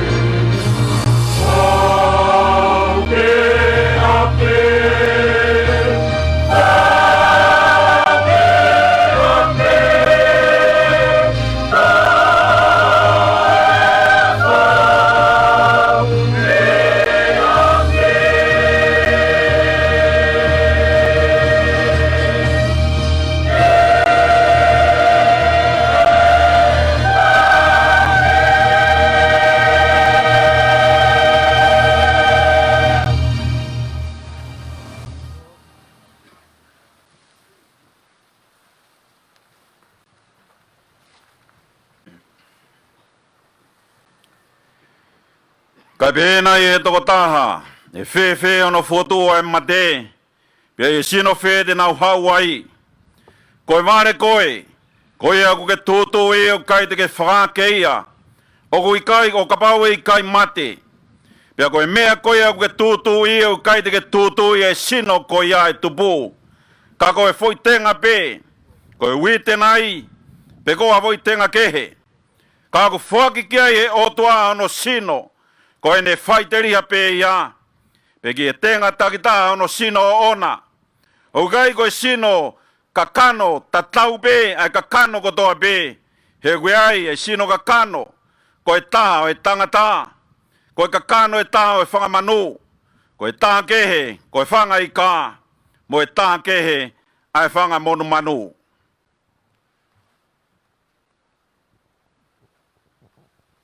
Koe e whaipekau a sa ki walo.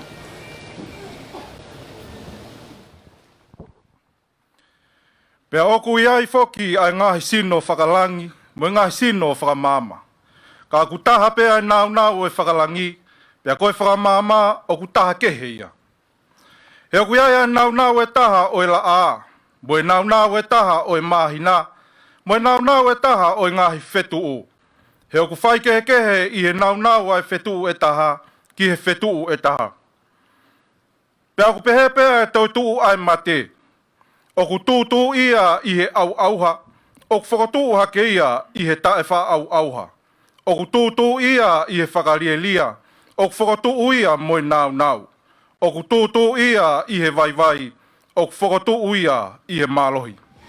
Ngai pot wholofola ia, o ko mai me kau whaipekau si as au whitu, whaipekau si o ne nau lala, ko whaipekau sop-sopu whalatau. O ku tūtū ia i he sino whakakakano, o ku whakatū ia i he sino whakalau maarie. O ku iai ai sino whakakakano, pea ku iai ai sino whakalau maarie. Pea ku toi o pehe koe uraki tangata koe ātama, nai ngau hia koe lau maarie mo ui. Koe ātama whakamui, koe lau maarie whakamo ui. Kanai kai mua ai au ku lau maarie, ka ko ia ku whakakaka no, kai toki hoko ai au ku whakalau maarie. Koe uraki tangata au ku meihe kerekere, o ku kerekere ia. Ko no ua o e tangata, koe eiki meihe langi. O ku hoko ate lau wholofola ki a pasta temisi tukia, mei kolonga mo niutoa kai ngalotu a fitu. Hake koe kerekere ia, o ku pehe whoki a nau toru, o ku kerekere ia. Pe hake koe ia o ku meihe langi, o ku pehe whoki a nau toru, o ku whakalangi. Pe hake koe tau i he tatau o e kerekere ia, te tau mau whoki a tatau o ia, o ku meihe langi. Pe kou tala eni e kāinga, e gai wha mau e he kakano, mo e toto, ai pureanga o e langi. Pe au kai wha mau e he au ha, ai tae wha au ha. Wakai, o kou whakahaha mea fufu ka te ki moutolu, e gai te tau mohe kotoa pe, ka te tau ririu kotoa pe.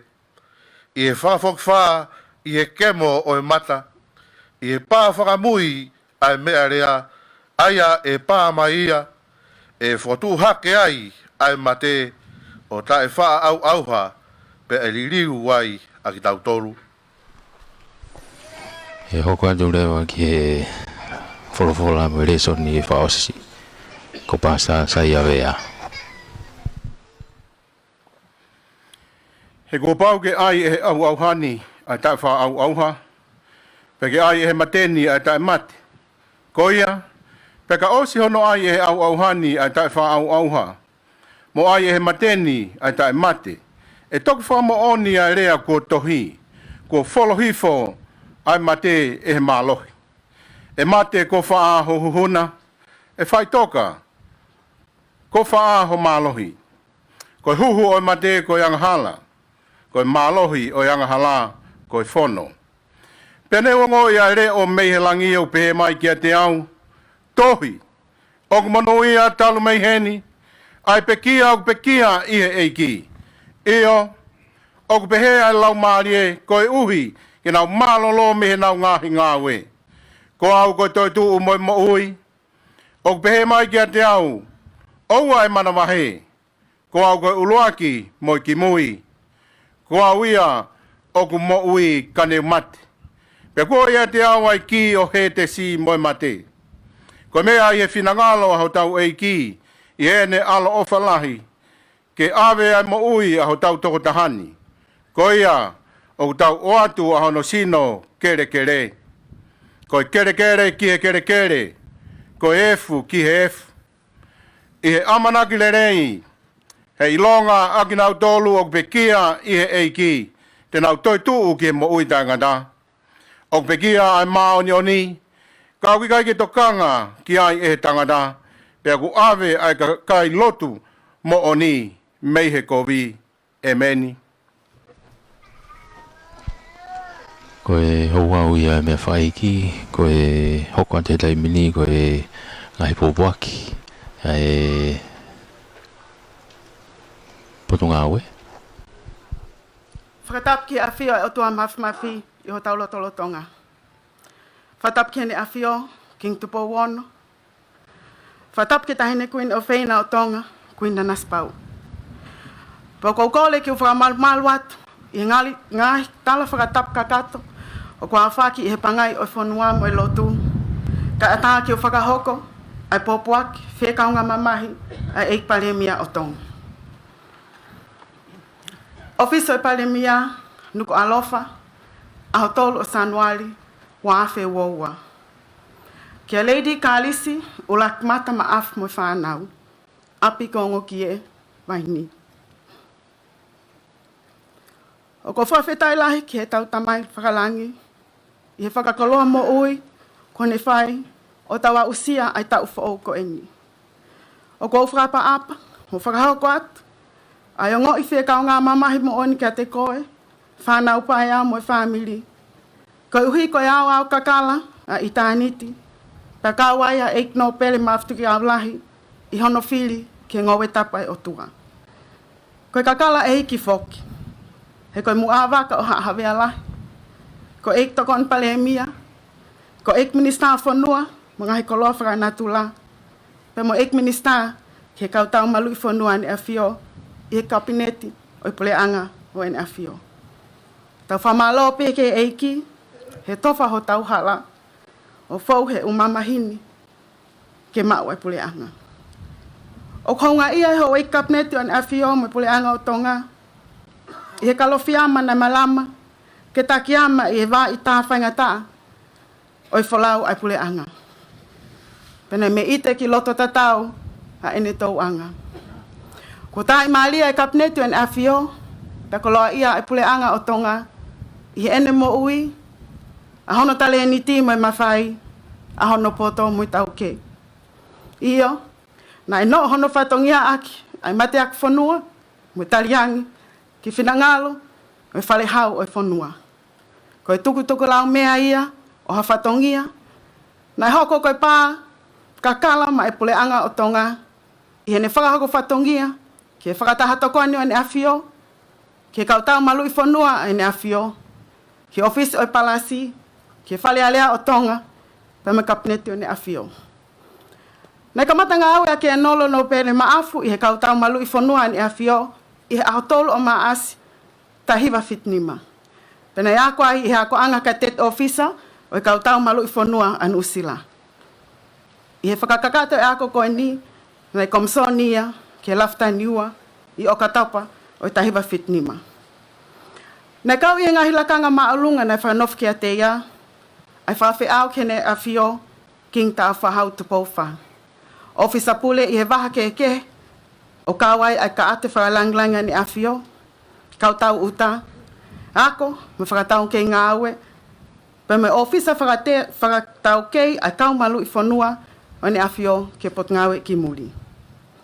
Nai whainga maali ako a ke nolo no pele maafu, i ngahi ako ke o i tau malu i whanua.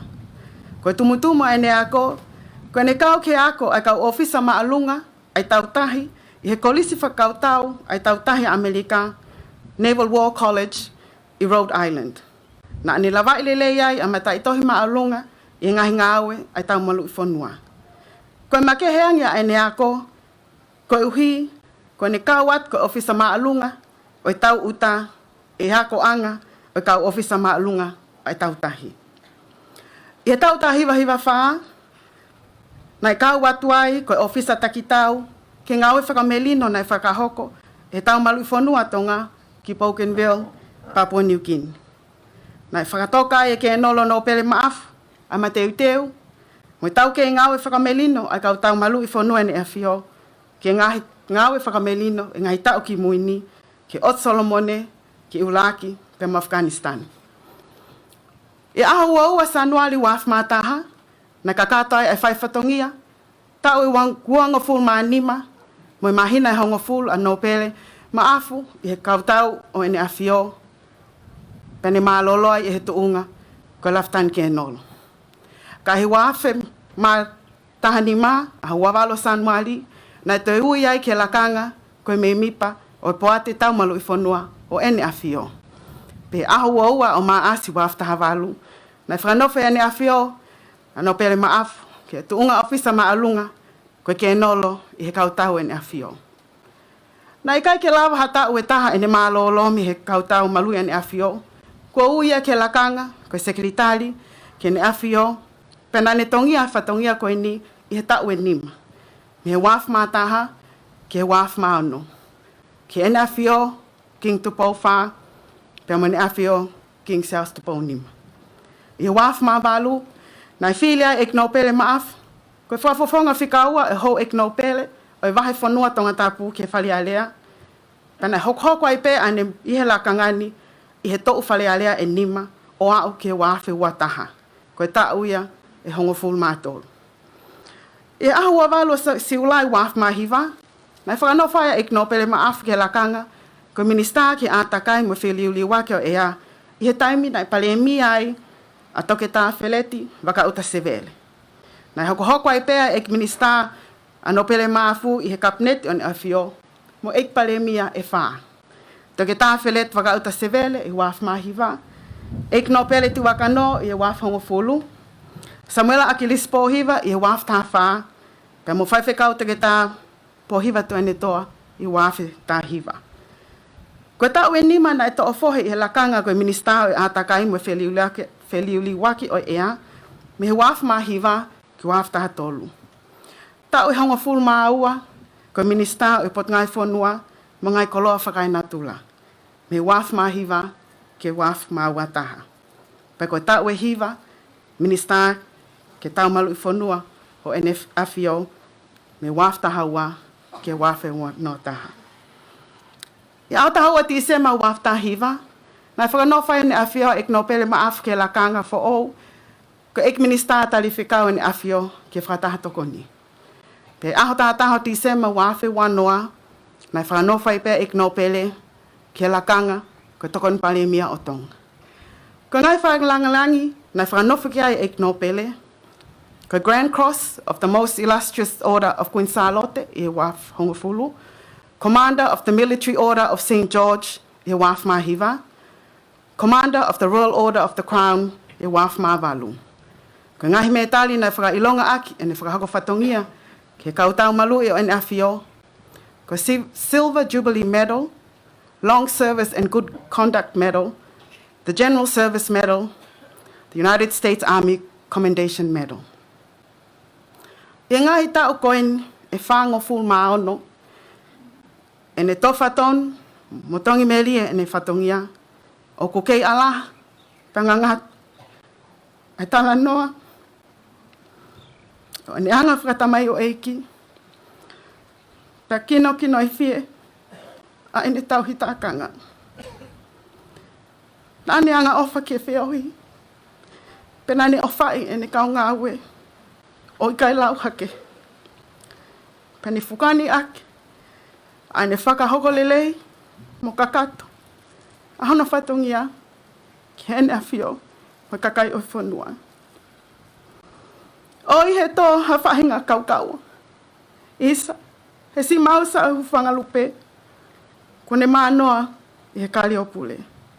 Kua toa e taha e ngai whetu, he otko kaweinga, ne uni he kalofiama, he kapnetu an afio.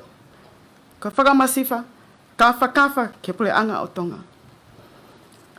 Ko i ka wuka e, ko tau whakise ne whalau ki loto tatau. Ko pale amalani o ka wikuna, ko mo uita ngata o whakawhi au ki he hau.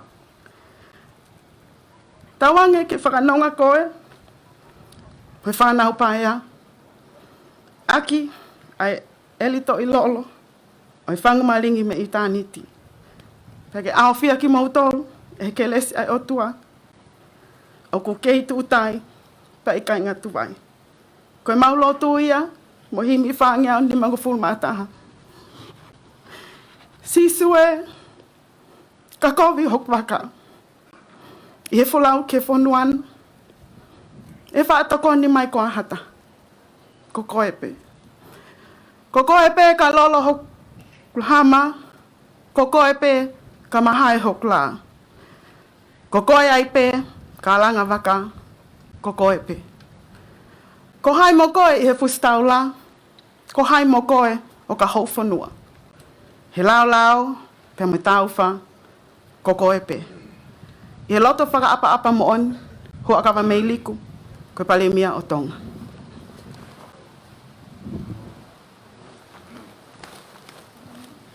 Rosamond Bing, koe ofisa pule ngau e put ngau e whanua, sa vea mangai kolo whakanatula. Ka ko tapu e luelu ma afu mo e pio ka alafi.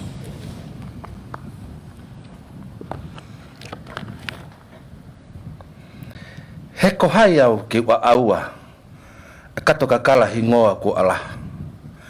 E ngoe ka kala o Huelo o Hangai i tui loka mana. Te whai peha ki ariake, te rio ai awhio atu pō. Sio saia lausi o hifo, tuu o tari ai whare o tu pō. He koi ofa anga ia o e tau tamai. Tapu ki o tua mafi, koi tui o itaniti mo taimi. Pea whakatapu atu ke tui haa mo unga, koi laa mo mofi o e otu Tonga. Tapu mo hono oho ana, koi kia awhi palavalu, fatu mehe mohu e whaa mo e lotu mauta. Tapu mo e tahine prinsesi, salote mafile o pilolevu, koi kia funga niua o e ngahi haa mo no opere tuita. Tapu mo prinsesi ata, tamsi i tui pere hake, me kau no opere, mo haa mata apure. Tapu ki he tangata pare mia, me kau maulakanga o e pureanga. Tapu mo tokon sea o e wharearea, mo hou eiki whakafofonga. Tapu mo e Palestini, me kau whaiwhikau, mo haa lotu. Kai umaa e kāinga o maafu Tukui'aulahi. Pea mo e kāinga ofa, kotoa pe, mo e whaamili, kai ata ke whai hok whatongia, ko e lau ai pio ka lafi o tangatani. Nai whanau ia so saya lau si maafu, ia aho uraki o siulai tahiwa nime nima.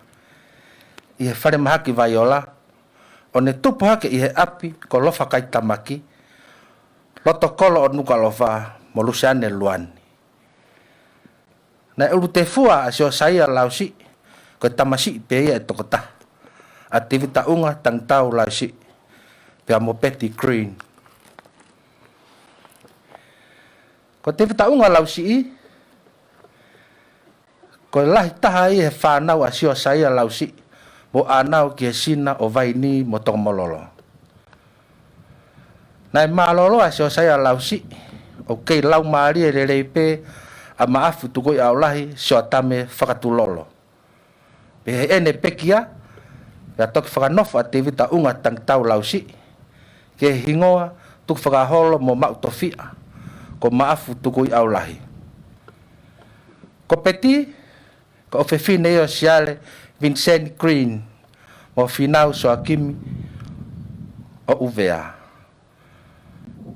Ko siale na ana toko ua pe, Mohono tua fefine, ko Lose Green fetu. Ko ena tamai, ko James Vincent Green, nai pule lahi i he kautaha Liver Brothers, nai tu i he feitu o kuia i he panke pule whakafonua i he ahoni. Nai ia e tangata kuki i he kautaha ko Samu, ko e Siava, nai mari mo fefine ko Vasa. Nana tauhi mo toka ngai a peti, ko e whika ua ia i he whanau e toko nima. I he malolo a Samu, pia toi mari a Vasa mo pili intia o na tauhi ai pe a peti. Pia pehe ke ena toka e kina a sio saya lausi o au ke ena malolo. Na yako a sio saya lausi i he Tonga Side School, mi he tahiwa o no ua, e tahiwa ono fitu. Nei hu ke apia ko St. George School i Wanganui, New Zealand, i he tahiwa ono walu.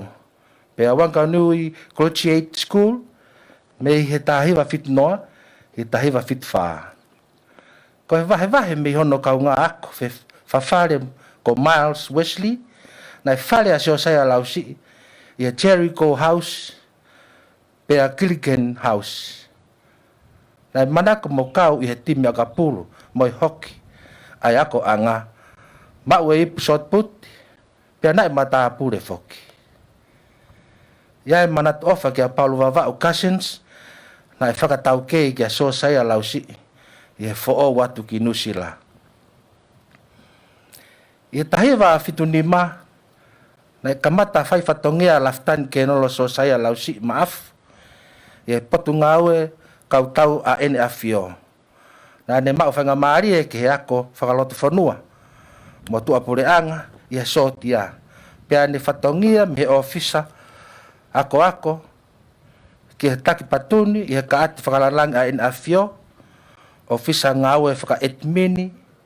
Pea whakawhiao ki he laa ko unga whanua tau whahau tu pou wha i he tahiwa walu tolu ki he tahiwa walu hiva. Nai whai whatongia i he office palasi. Pea koe ofisa whakatau kei a sotia ki he potu ngāwe ki muri i he tahiwa walu noa. Pea ki he waa tau uta i he tahiwa hiva taha. Pea moe waa ako a sotia i he tahiwa hiva wha. Nai toi ui ki he whatongia whakawhi ao ki he hau he tahiwa hiva walu. Pea tau wafe, nai whakatuu, ki he lakanga pure o i waa tau uta. O au ki he ene osi, me he sotia, i he tau wafe mataha. Nai kawa sio saya lausi, i he ngahi whakamelino, i Bougainville. I he tahiwa hiwa wha. Pea nai whaki ke te ia e ngahi me tari, whakalanglang, i he ene whakahoko whatongia, ma tupo mo i whanua. Ko tau whakatoa ia e wanima e ne ngāwe whakakau tau. I aho tau noa o katopa, ta hiwa fitu, na whakanofa sio saya lausi, ke hingoa no pere tu whakaholo, ko e maafu Tukui'aulahi. I aho watolo e peleri wafe maavalu, na kamata e ne to'o whatongia, i wharearea, ko e whakafofonga no pere whikaua, ma e vai whanua Tongatapu. Nai hoko ai pe e ne to'o whatongia, i he lakanga minista whanua, he kabineti oi hou eiki palemia oi whanua. Raki Dr. the Honourable Fred Severe, oi ua, Honourable Lord Tuivakano, tolu, Honourable Samuel Aklis Pohiva, oi wha Honourable Reverend Dr. Pohiva Tuionetoa. Ia aho tahaua o Sanuari wafe wataha, na ne taliui, i he wharearea, i he lakanga koe tokoni paremia. Ia aho wahiwa o siulai tahiwa waunoa, na taanea sio saya lausi, mo princess lawinia matataone, o iai e naongo tamaiki e toko ua. Ko eki whanga ake hoa mo whareono veikune, mo eki te vita unga tang tau maafu. Moe makapuna e toko valu. Nai pekia Princess Lavenia mata taone. Ka toe mali a maafu mo ulaki mata tupou. O iai e whanau e toko ua. Ko ika whirilava mo meliseni ala late. O iai mo e whanau a maafu sio saia lausi. Ko orisa whinau a hongalu pane pasa. Le vanuia holo pe tu he koe ngalu e fasi.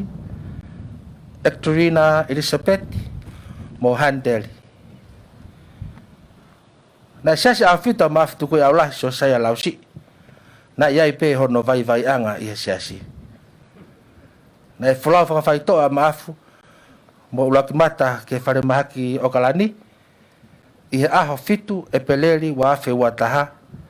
Wa i he mahino he ikai toi taulanga na ane whakaamu ke whoki mai pe ki Tonga. Nane tatau mai i heng sa pate tahaua ti sema wa afe wataha. Aini o tau i he Huelo o Hangai i he Tokomololo.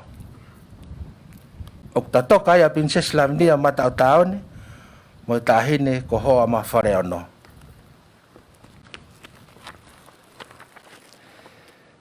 O kei maui e whangatehina mo tu whaafine o maafu.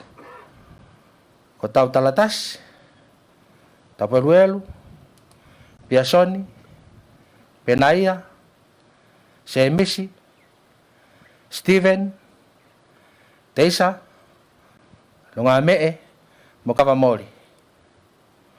Flawa so mau tau gete, e ofa ho tau eiki, tua ofa atu.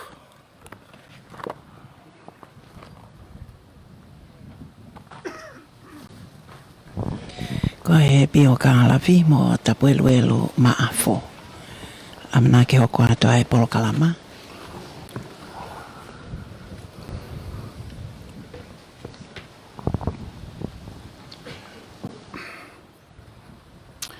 Tapuki a fio ai o tua mafi.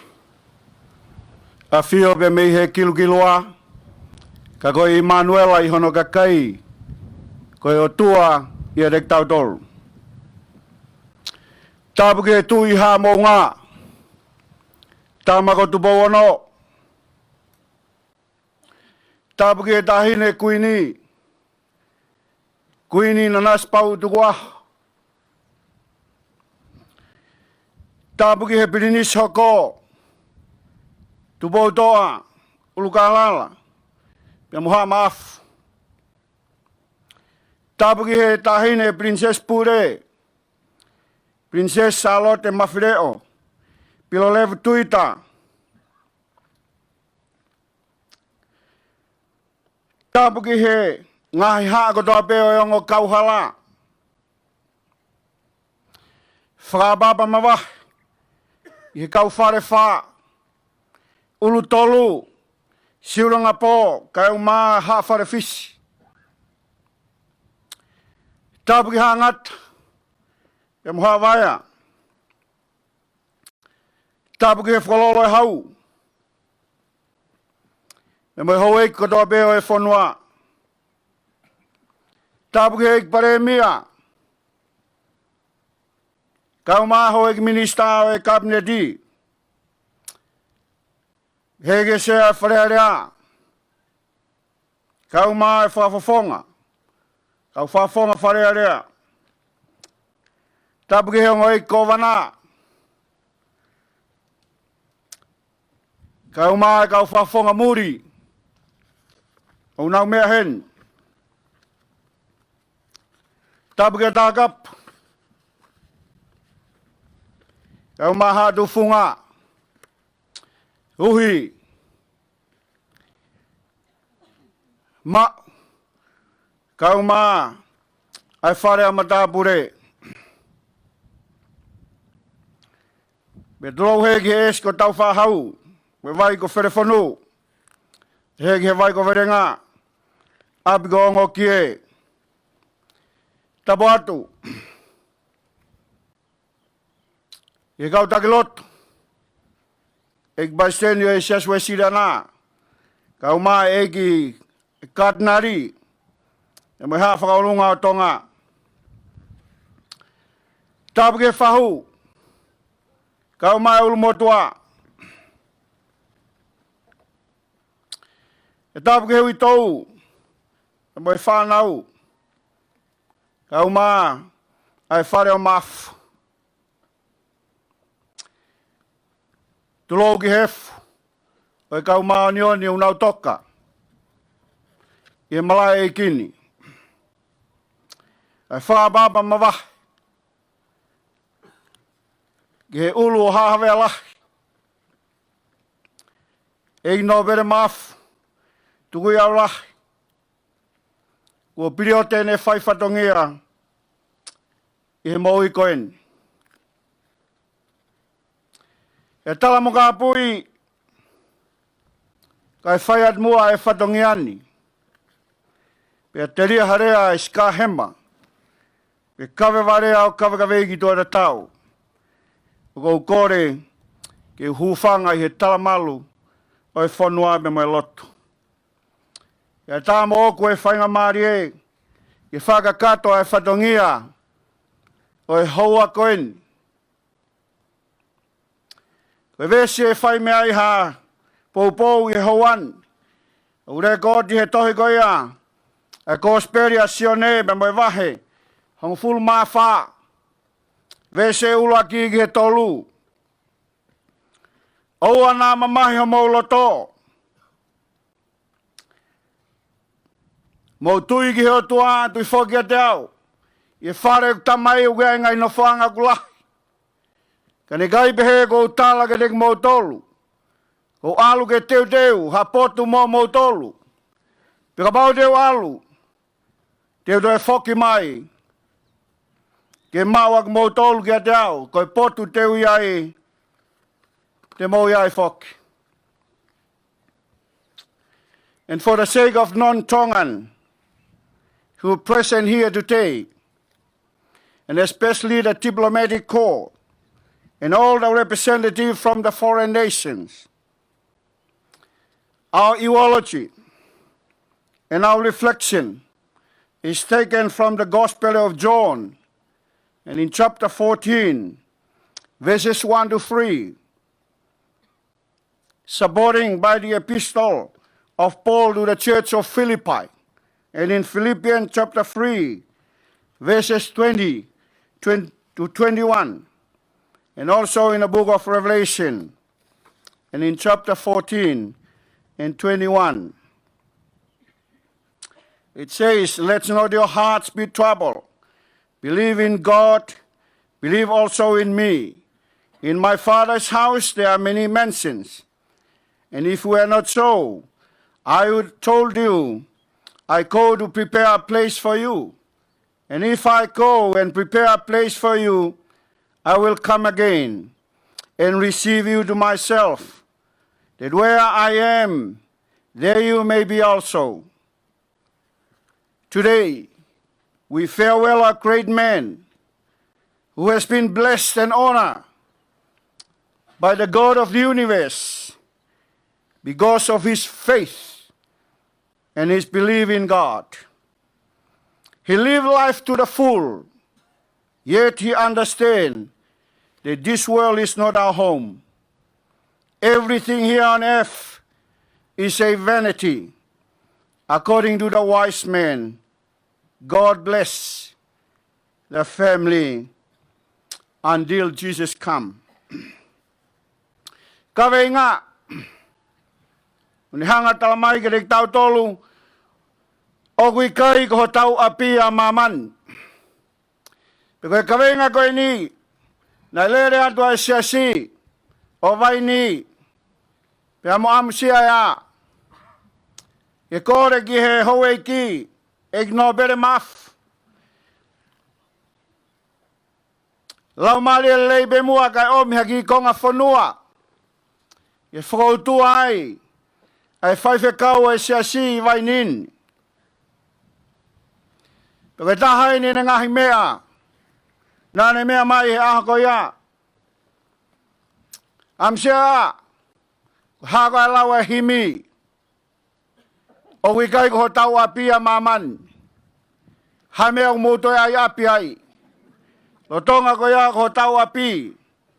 O ki he pureanga e o tua. Pe koe kawenga e hoa koe ni. O ku fatu pe ia. Pe mehe mea e hoa e kin. Neongo ku lawe i he same o himi. Na tau lawe ki ai e hoa koe ni. Kau te fito pe mehe tala ofa koe ni. Ai fola fola. Lai whai hono lau i e hoa koe ni. Hiri ange. Ai oho mohe whaose a sisu be mane kaua ko ngā. Pia mahino ke kaua ko ngā e toi si pe ai taimi. Pia mawai.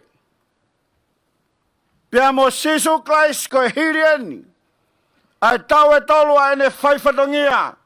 Pia mo e kaua ko ngā. Nane lawe he pōko ia. E iai e taha ko mau tolu den hanga. O lava ki iau. Kai ke ngata i. Nane lawe i he pōko ia. O Tukui'aulahi e whekau whaou. Ke mau whio whaak. Pe ke ilo ki mau tolu e mamani ko kau akonga.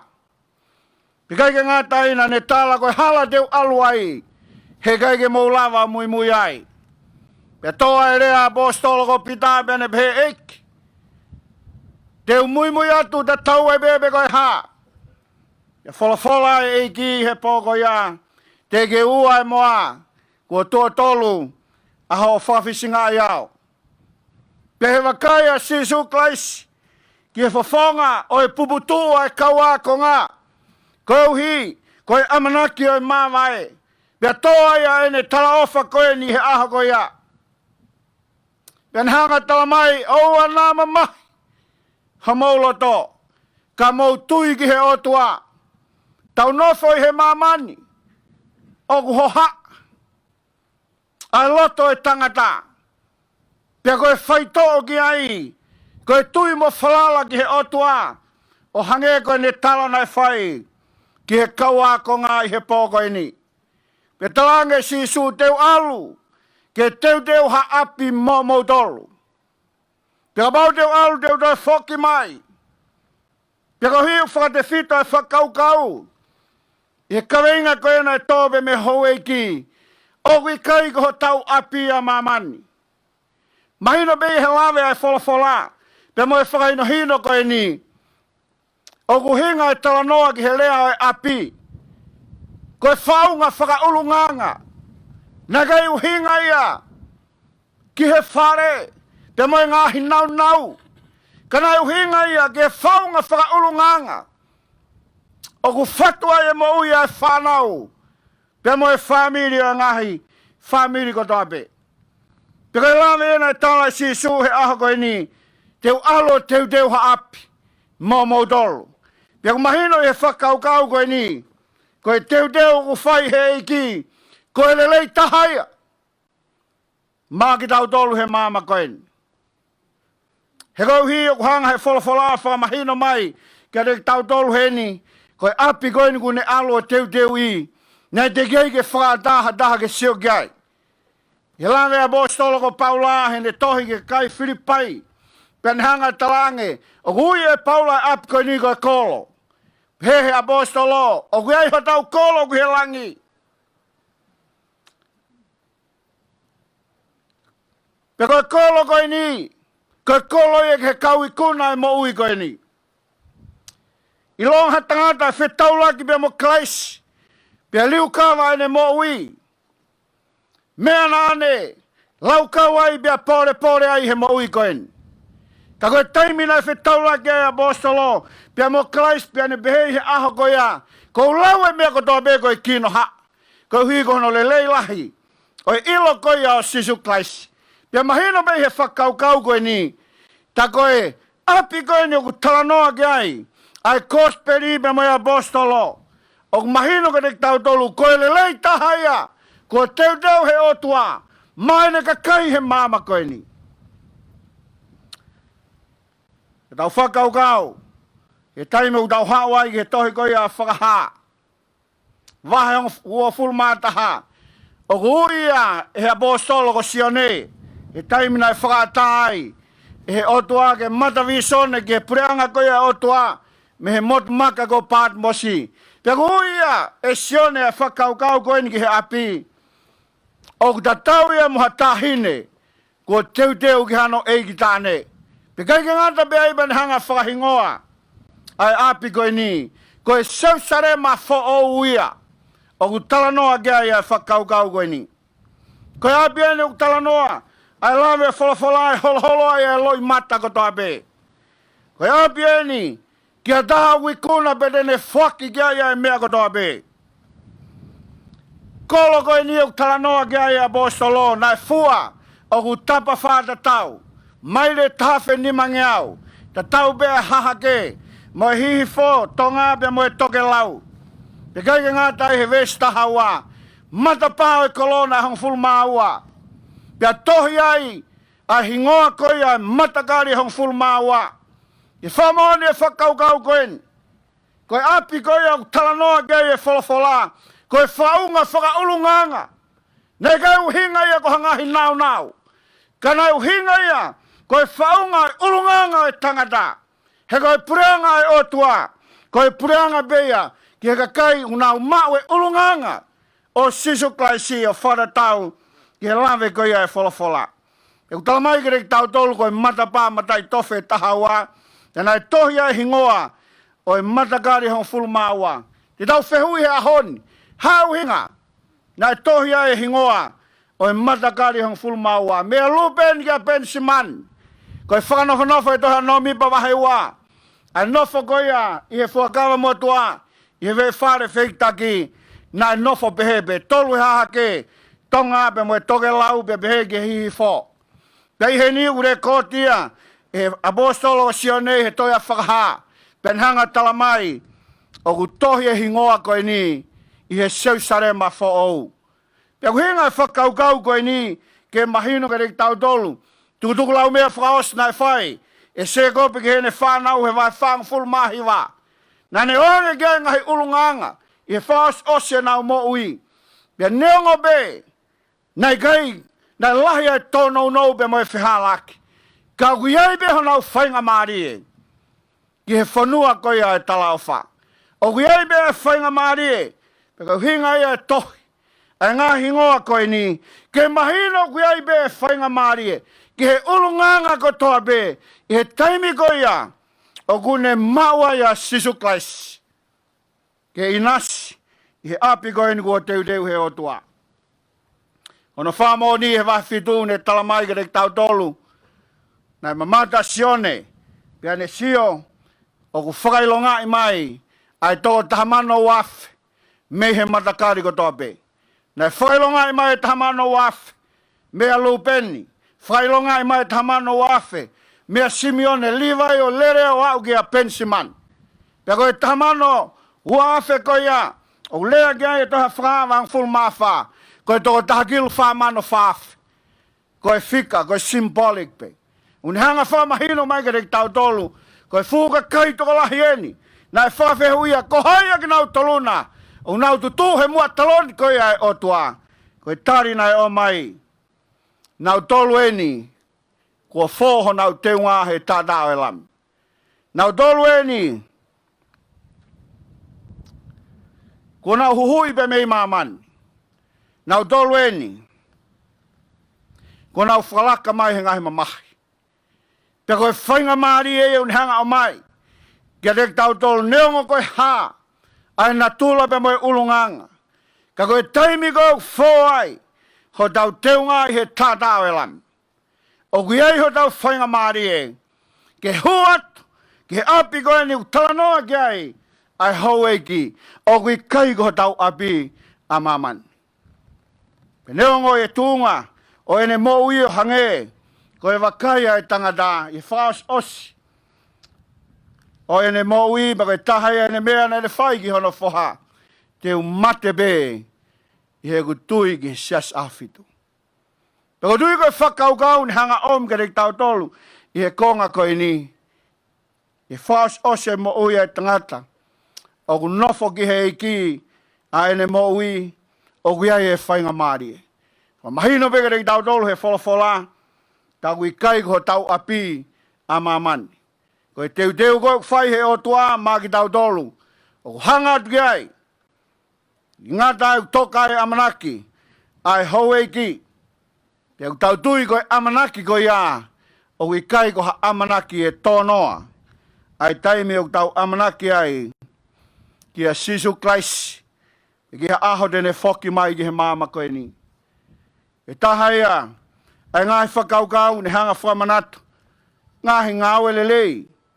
Nei whai hau eiki koe ni. Nā ne mea mai. E baisteni. Koe lisi koe ai si e tau hiva hiva. A piula. Koe to tongi koe e lisi. Mana tuiaki. Koe tongi ake haka kai. Ha whana wako wikai si lava he mātua to tongi na wako. Koe whaho ata. Ai na tula pe moe ulunganga. Whakautua. Ai ofa. Pe moeanga lelei. Pe moeanga whakatoa ki lalo. Pe o dui koe whakaukau ia. O ko mai ke te tau tolu he houa koe ni. E iai be aho. E toi whoki mai a eiki. Ke awe ka kai. Koe kau i kuna e mo ui koe ni. Ke nau no fo ia api koe ia. Wone teu ma tau tolu. Tala manu pe moe whakatawange. I hanga i ki o tāpagina ai whakaukau. O mai ke rek tau tolu i houa koe ni. Amen. Koe pōpō ia e malanga o e o au whaiki. Himi tuku, Pastor George Shamko. Koe wholofola himi, e whakakakato aki, ai o wau malanga, o mea whakaeiki, o maafu Tukui'aulahi, kono uange au fitu ngoi fulu maa tolu e himi. Ua fitu tolu e himi, mo kātaki o mea ki o lunga ke tau hiwa. O ka aunga mai ai mea rea, osi ai ngā ue, pia ma foa ai ata o aho, pia toki tānaki e kau hao ki he langi, pia ka whai e ui i langi, te ui ai, o ka whai e ui ngoa, te ui ai, o ka whai e ui ngoa, te ui ai, o ka whai e ui ngoa, o ka whai e ui ngoa, te ui ai.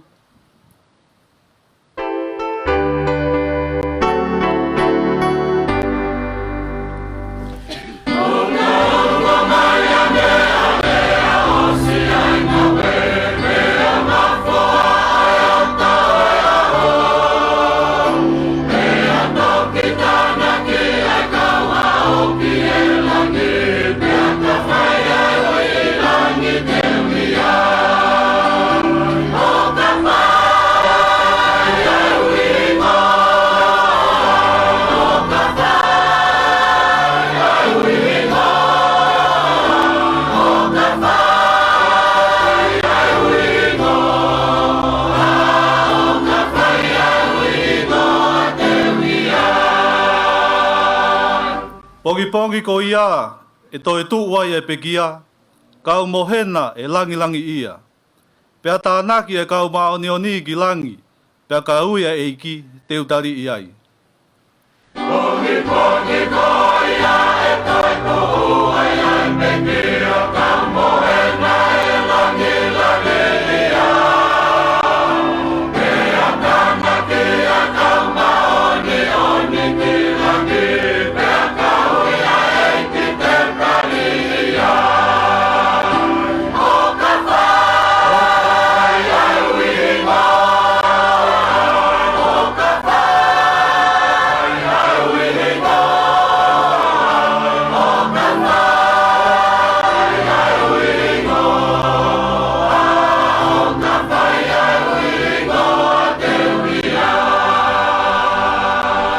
Wes whakaosi, te unga au e pē mā sisu aki ai vi kotoa, o tala ki mā mani ene o whā. Pea ka osi ai mo wini o kuta wikuna, kau he toe tuu o tari whiewhia. Te unga au e pē mā sisu aki ai vi kotoa, o tala ki mā mani ene o whā.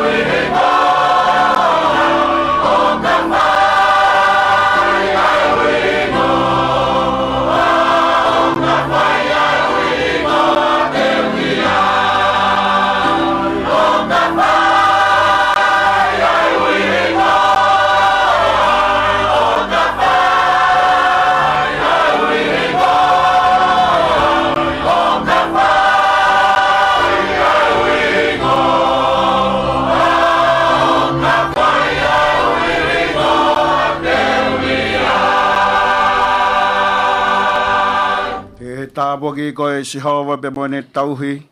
Peke malama mai e nau e whawhonga o si hawa. Pea ne whaki atua e merino. No ngā pe mo e whia maari e. Tāpua ke o tua koe tamai, mo e ala, mo e lau maari e maanioni. E maua ho mo o wha. E hau e whonua ka umahono whare. Te tōku mongu mautolo na hiri. Ai whai beo tangata. Amen.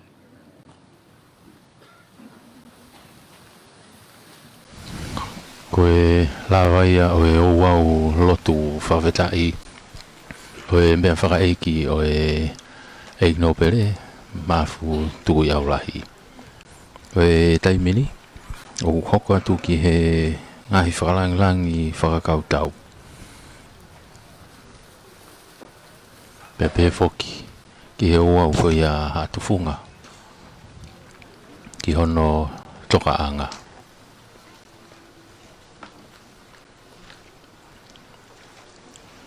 Koe le awhio king tu bowono. Oku awhio pe i olunga koe whakapapa. Koe patuni o e whana whakalanglangi o e ahoni. Tatakia e satini avalu.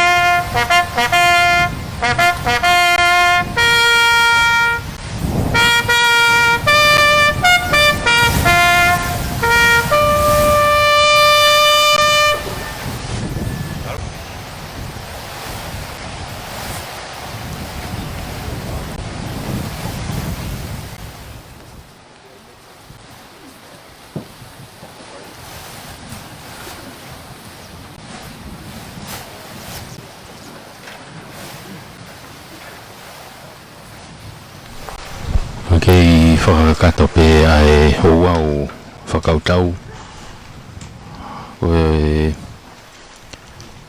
ongo ofisa o ofisa mao mo ofisa samkolo ke ngahi nau whakautau o e eikno pere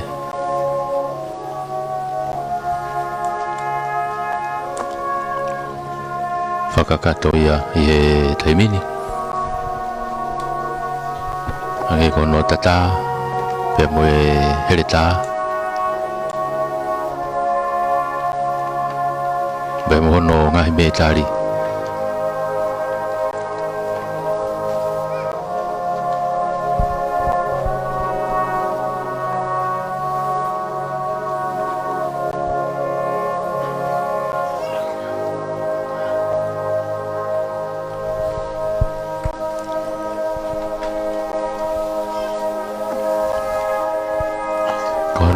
Teunga na ne lau kau aki i ne whaifatongia he kautau a dea fio whatongia oskia verenga hange pe koe ni ko tau whanongo ai hono ngahi talanoa hono pioga lafi pia mo hono whaumatala me he pureanga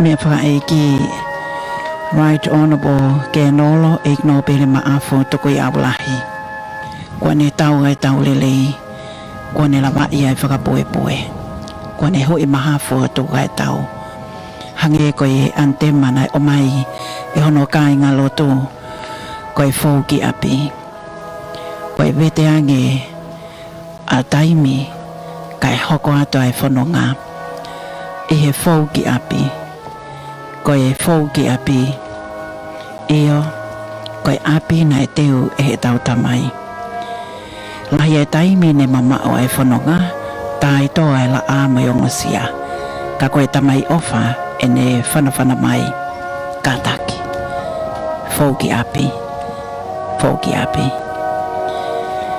whangai lupe la a o whangatai aho ki te lewa api e kai ilo o wau koe ni i he whakahoko me he kautau e nea whio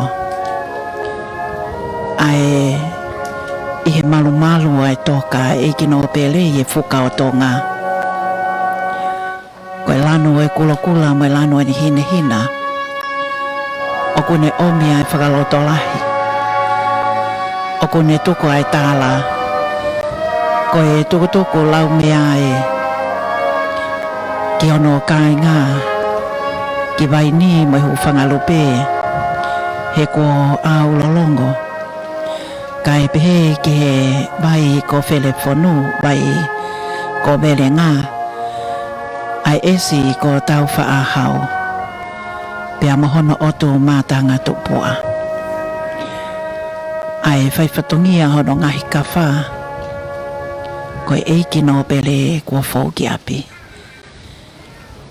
aia koe whakahoko e he kautau e nea whio o wau whakakakato he kua tatau mai ai eiki no pele o i kai ngata ki he kautau e nea whio ki he eiki pule o ene kautau ai tamatu i o Tonga ki he eiki tau pule koe pilikatia pia mo i kautau e nea whio eik palemia malolo na ne hoko ai koe tokoni palemia mo i pule anga kua hili ai hou eiki no pele io aha bealahi koe amelari o ha bealahi koe mune malo o tu iloko mana koe mō minitia koe ni a fifio a ena a fifio koe whakalangi o me whakaeiki tama ko pilinisiata pe ki he tahine prinsesi pule koe hapai o e whuka Tonga hili ai ngāwe maloloa o ko ki im mamalu pe ai hoa koe ni ne o ngō kuangi moko ha pe he whiangi aki ai akau mono lano mata pea ne o ngō ai tautou noa mo silongo Pia neongo e whakatoa lau e ngahi a kautupu a hei lala koto i loko mana mo e mausa o e hōwhanga lupe. Kai woke, ko e tala e kua whakahoko. Me he Palestini o e sea se au fito o whaiwhikau whanueli mataele. O wawene a haa tufunga. Pea mo e haa matapule. O ko amanaki ai ke tataki e tākapu. Mo e angi ke whakahoko ai whata o e mea whakaeiki ka wala e kina utoruni. Ka e whanonga ai kau haa tufunga ke whakahoko ai whakapa-apa. Mo e whakahike heka ai mea whakaeiki. Mahino pe me o tumulina o whai mai ai te ngihia. He koe me ai mo amaka o haa Vaiola. Ko ene ngalu tuku ia. Ke ene awhio ka koe tama ko lavaka.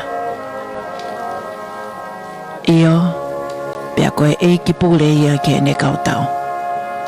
Ai tahine kuini mo i whare o maafu. Ka e pehe ke he tahine princesi mo i hau eiki o i whanua.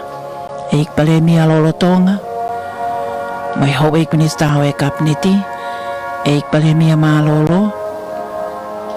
Na nau whakahoko whatongia me pure anga kua maliu atu. Ai toka e tangata. Kua kakato ai whai whatongia i hala whanonga o taimi. Ai tā lolo ai kāinga o wha. Ke nau whafofonga i ki nau tolu ko toape. Me o tumulina o ko whaka o mai ai te ngihia pia tau inasi whakatahai i he whakahoko whatongia koeni o whakamafola hanga tonu. Tata ke mai moa ai tahine ko Queensalo te tupou hono tolu ko e komsoni whakamafola lea Tonga. Le tio Tukui'aulahi e whai mai wanoa mo e live stream Tonga broadcasting. Pea pehe fōke ke kaunga whakahoko whatongia e wha ema walufito poini nima. Ko e whakahaele ni o e mea whakaeiki aia o ko iai fōke ai lawe.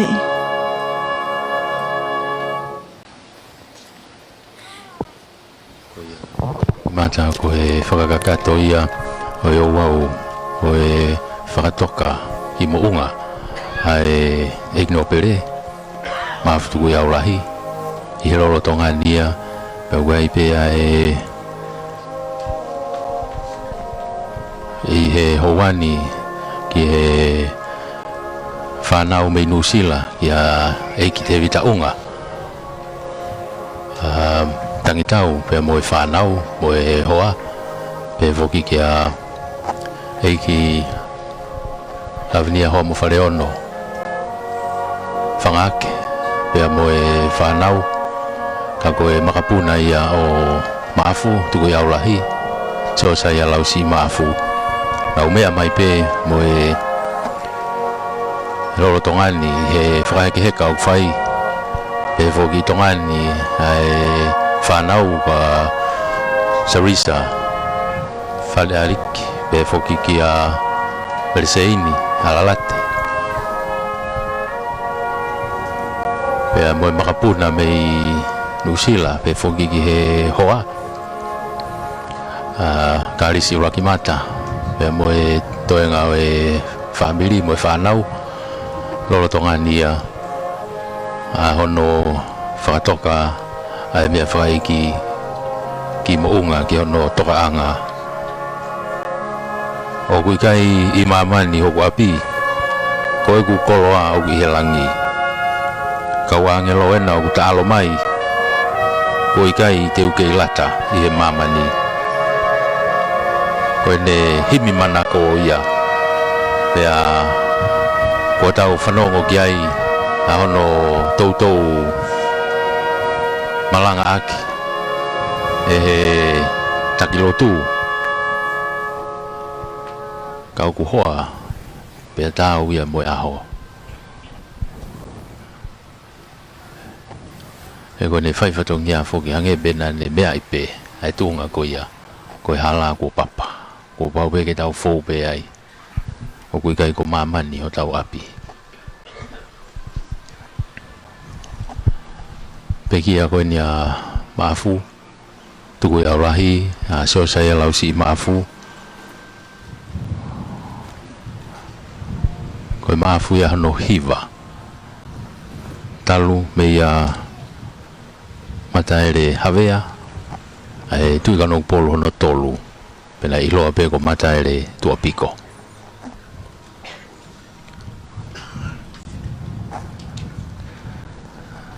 koe hahavea lahi ia koe whanga alo ko toa pe ia o mataere tua piko a mafu Tukui'aulahi aina ia ia lavaka ko whila kepa ko fohe ko vaea ko tui wakano o la sike pea momomotu ko ni kakato ia hahavea lahi na nau takta hape foki o nau ngahi tuunga i hifofua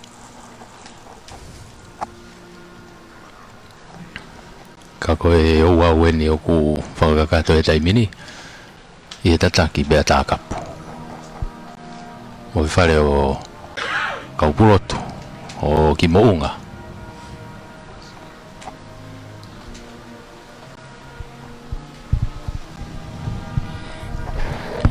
ai au ko ia whakapapalahi e langi ko Huelo Hangai hoa mo whare ono koe hae isa he whiwhine he tupe ope matawhala o whelenite o hoholo he aho koe tulo he tatoka e tahine ko prinsesi lavinia mata o taone kai tukumua ke hoko atu o ai whatungiani e o wau ki hono tuku mo e whakaheke kau e mea whakaeiki ko a fio ai a ena a fifio i Huelo Hangai pe ke tonga hono kotoa pe ko tatau mai e ikno pele ki hono ngai ka wha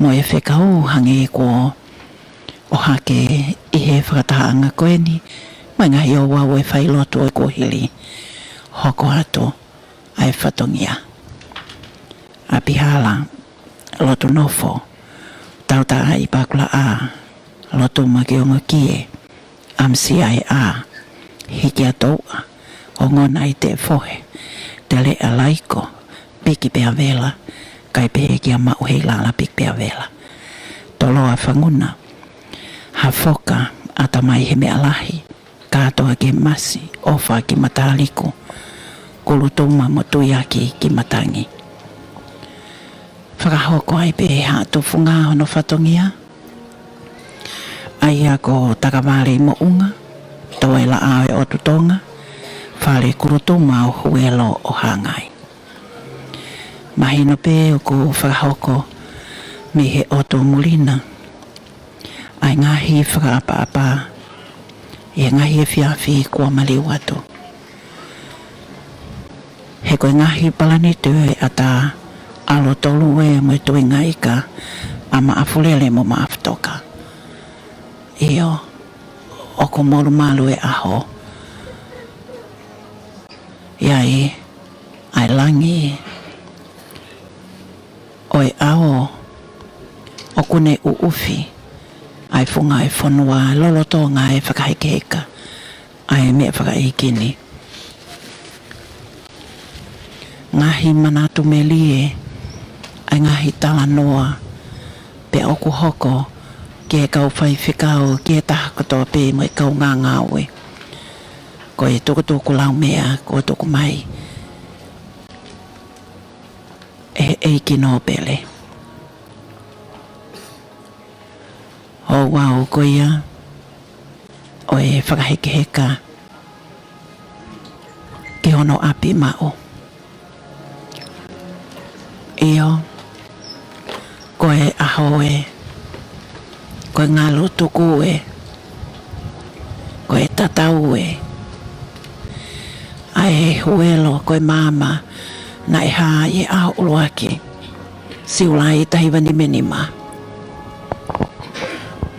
pea kaupo uli i he tali ko au ke hui maa mo maa oni a hongo fulmau au tisema pea ko e ahoni ko e tengi hi ae whakahoko e si ngai fofonga ko e ni o e whanau i Tonga ni ke kau whakataha. Pea moe o ngata mai ki, moe makapuna me o tumolina, me Aotearoa. Pea whoki ke a pakilau i Aotearoa. Pea moe ngahi whatongia, tauhi ai pe ai Paula o hawea tama. Ko e whakahape o e kau ngā tinghia moe whakapa-apa. Moe tatau. O whakahoko mai. Ki he mea whakaeiki, aia o ko lolotonga whakaheke heka koe ni ki ono api ma o i Huelo, Hangai, i Tokomololo. Maheno pe ai apini mohono tala koe hei lalai ni ko tui loko mana. Iai aono ngahi vahe mono kano whanua pea hoko o mau inasi ai Tonga kotoa. Mau hei lala pik pea vela mo e whakahoko e whatongia.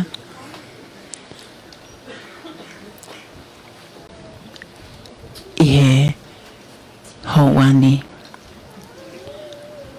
koe ui ko haa vealahi pea mo e tengia. Me hau e ki no pele tuk whakaholo o haa vealahi mo nau ngai towhia. Ho nau ngai ka wha, ho nau kainga. Io, ohi, kai umafo ki a whea ki mau kili. Kai pe, ki e whakahoko whatongia. Pwafofonga o laua ki, pe ki a matua puaka. Pe umafo ki a koen. Pea moe kāinga Tonga o keilo no kuni. Me he hōwhanga lupe me waini. Pea moe toka moe lolo. Koe ongo tofi aia. O eiki no pele ma afo Tukui'aulahi. Kua peki ani. Amana foki e hili mo kakato. Ai oa o haa tofunga. Pea e toka hoko atu e mea a eikno pele fohe ke whaia e whakamalo i e kakato ai o wau ko ia o e ahoni. Ke i whakahoko pe me ongo kāinga ai e o wau ki ono whakaheke heka pe fōke ki hato whunga.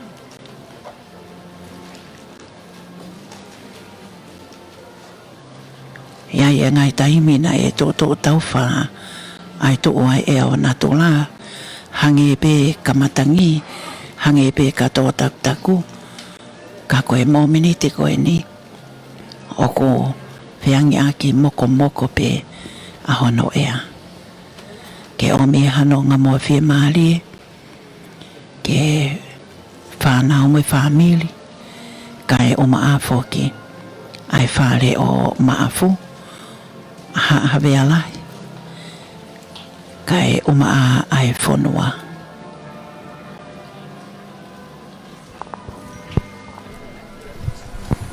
Ko ia mata i he lolotonga ni ia, no kei whakakato kei lonu kupe ai whakakato e whatongia a tufunga me koe ni ko mau tukunga maari e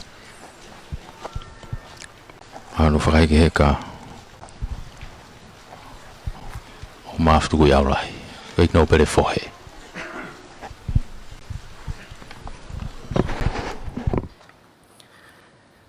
tapu ki he o tua mafi o tua koe tamai alo moi lau maari whatapu moi hau o tu Tonga tupo uono tahine koini nanas pau moi whare o ha mo he ofo whatapu atu prinsesi pilorevu tuita tapu mo ngahi haa kotoa tapu pia mo e hou eiki o e whonua whatapu ki he Palestini mo haa lotu whatapu ki he paremia o Tonga se a whare area kau minista o e kabineti whatapu ki he kau whakafofonga mi he ngahi pure anga muri mo e kau whakafofonga whakalangi-langi. Whakatapu mo Huelo o Hangai o toka ai a hou eiki. O kou kore he ke whakamalu atu i he tala whakatapu kakato ai whonua mo e lotu kai ataange mua pea ngofua mo oku ke whakafofonga ha whakamalo.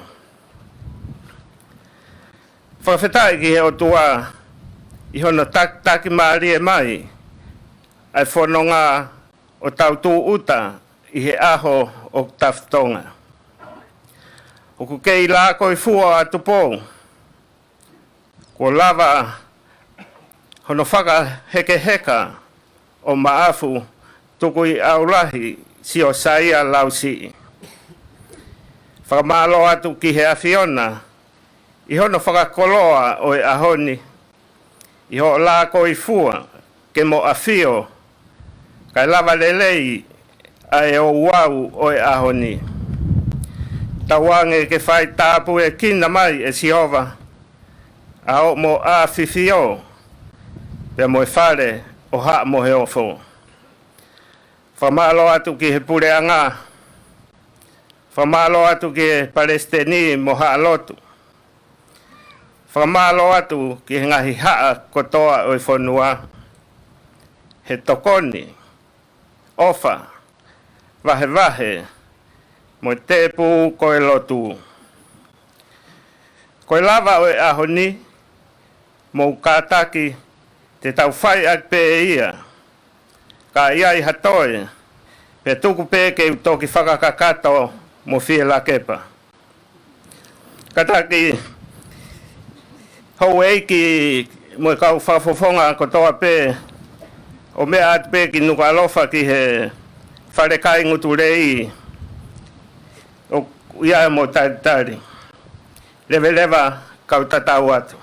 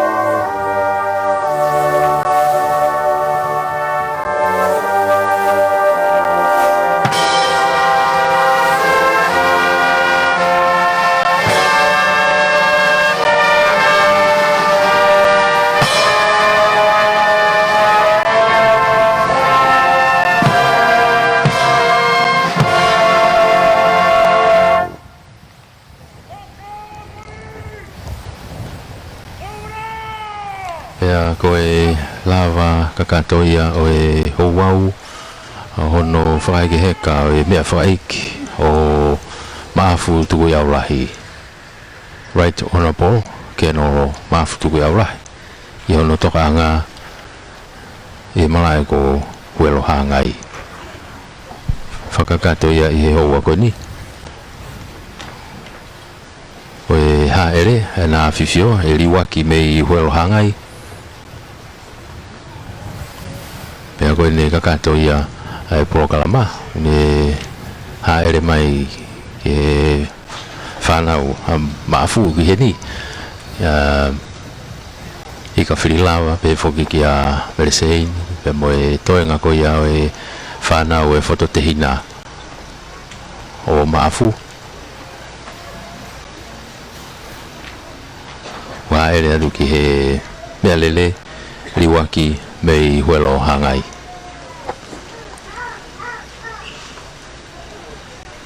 Toi o fohe whakaike heka kei whaiwhatongia pia fohe pia mo longolongo atu mai a whiala kepa. I he whakakakato e whatongia ki he toenga ko ia o e mea whakaeiki. Taine prinsesi salo te mawhireo pio reu tuita pe whoke taine kuini kei mea pe.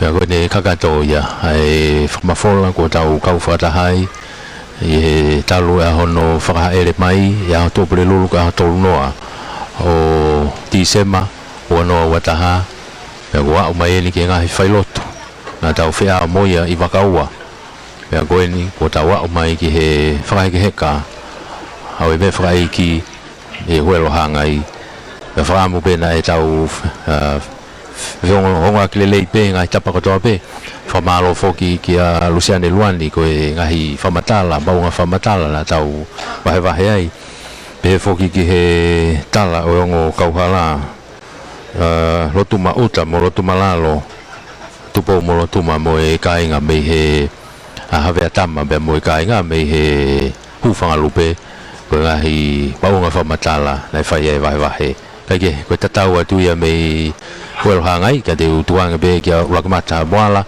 ene whama popo atu pea mo tatau atu i he houani. Iyo pea koe lea pe ia kua osi kua lava talo i he aho hongfu maua o Tisema wanoa urataha pea moe aofia i he tenghia koe uhi koe tariwi maa moma oni a Right Honourable ke nolo e no pele maafu Tukui'aulahi i Aukalani no sila pe a whakahoko ai pe ono ngahi o wau i ono aofia mo ngahi whai lotu mo e Paula o havea tama i he tō ota ai mea whakaeiki ke malai wakapuna fua amotu nga e tataki mai ai ngahi whatongia ki ono whamawhola hanga tono o e o wau i he ne tū uta ki Tonga eiki. E komsoni whamawhola lea Tonga. Pea kaunga whakahoko whatungia mo e Broadcom. I he taimi tatau pe na ia ia ngahi o wau e whai lotu.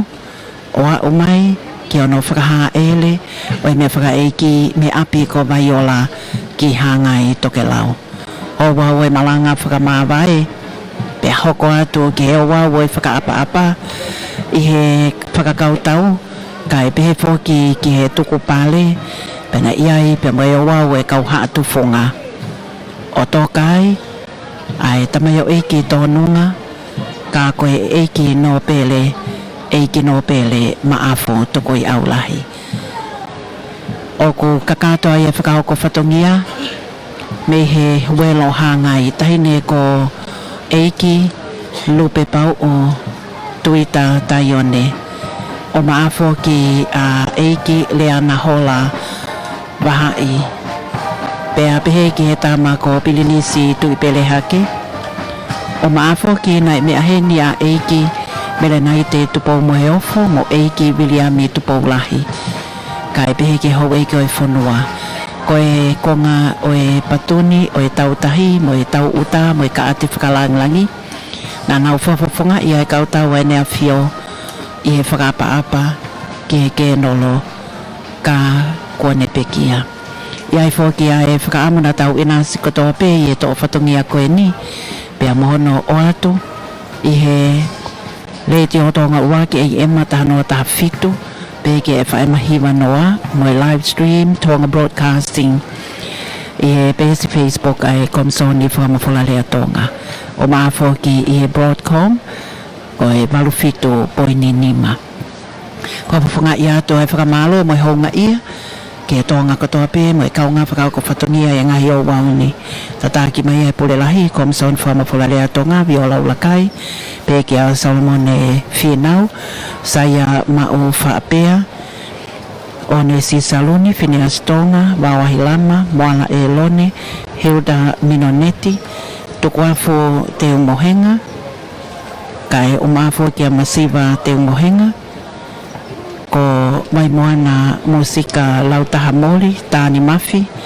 pe ki a Brian Paho Sharon Elone kai pe foki ki he walufitu poini nima ko Katarina Tohi mo makatohi ko Tana Tohi alipate ki sina pita takafua pe ki a whatawhehi fua talebu tuifua tu Paulea pe a kaunga whakau ko whatongia i ngai fua matala o kutuku atu ko merie lau manu ko a urak mata moala malo apito homo mea mai ka mo mea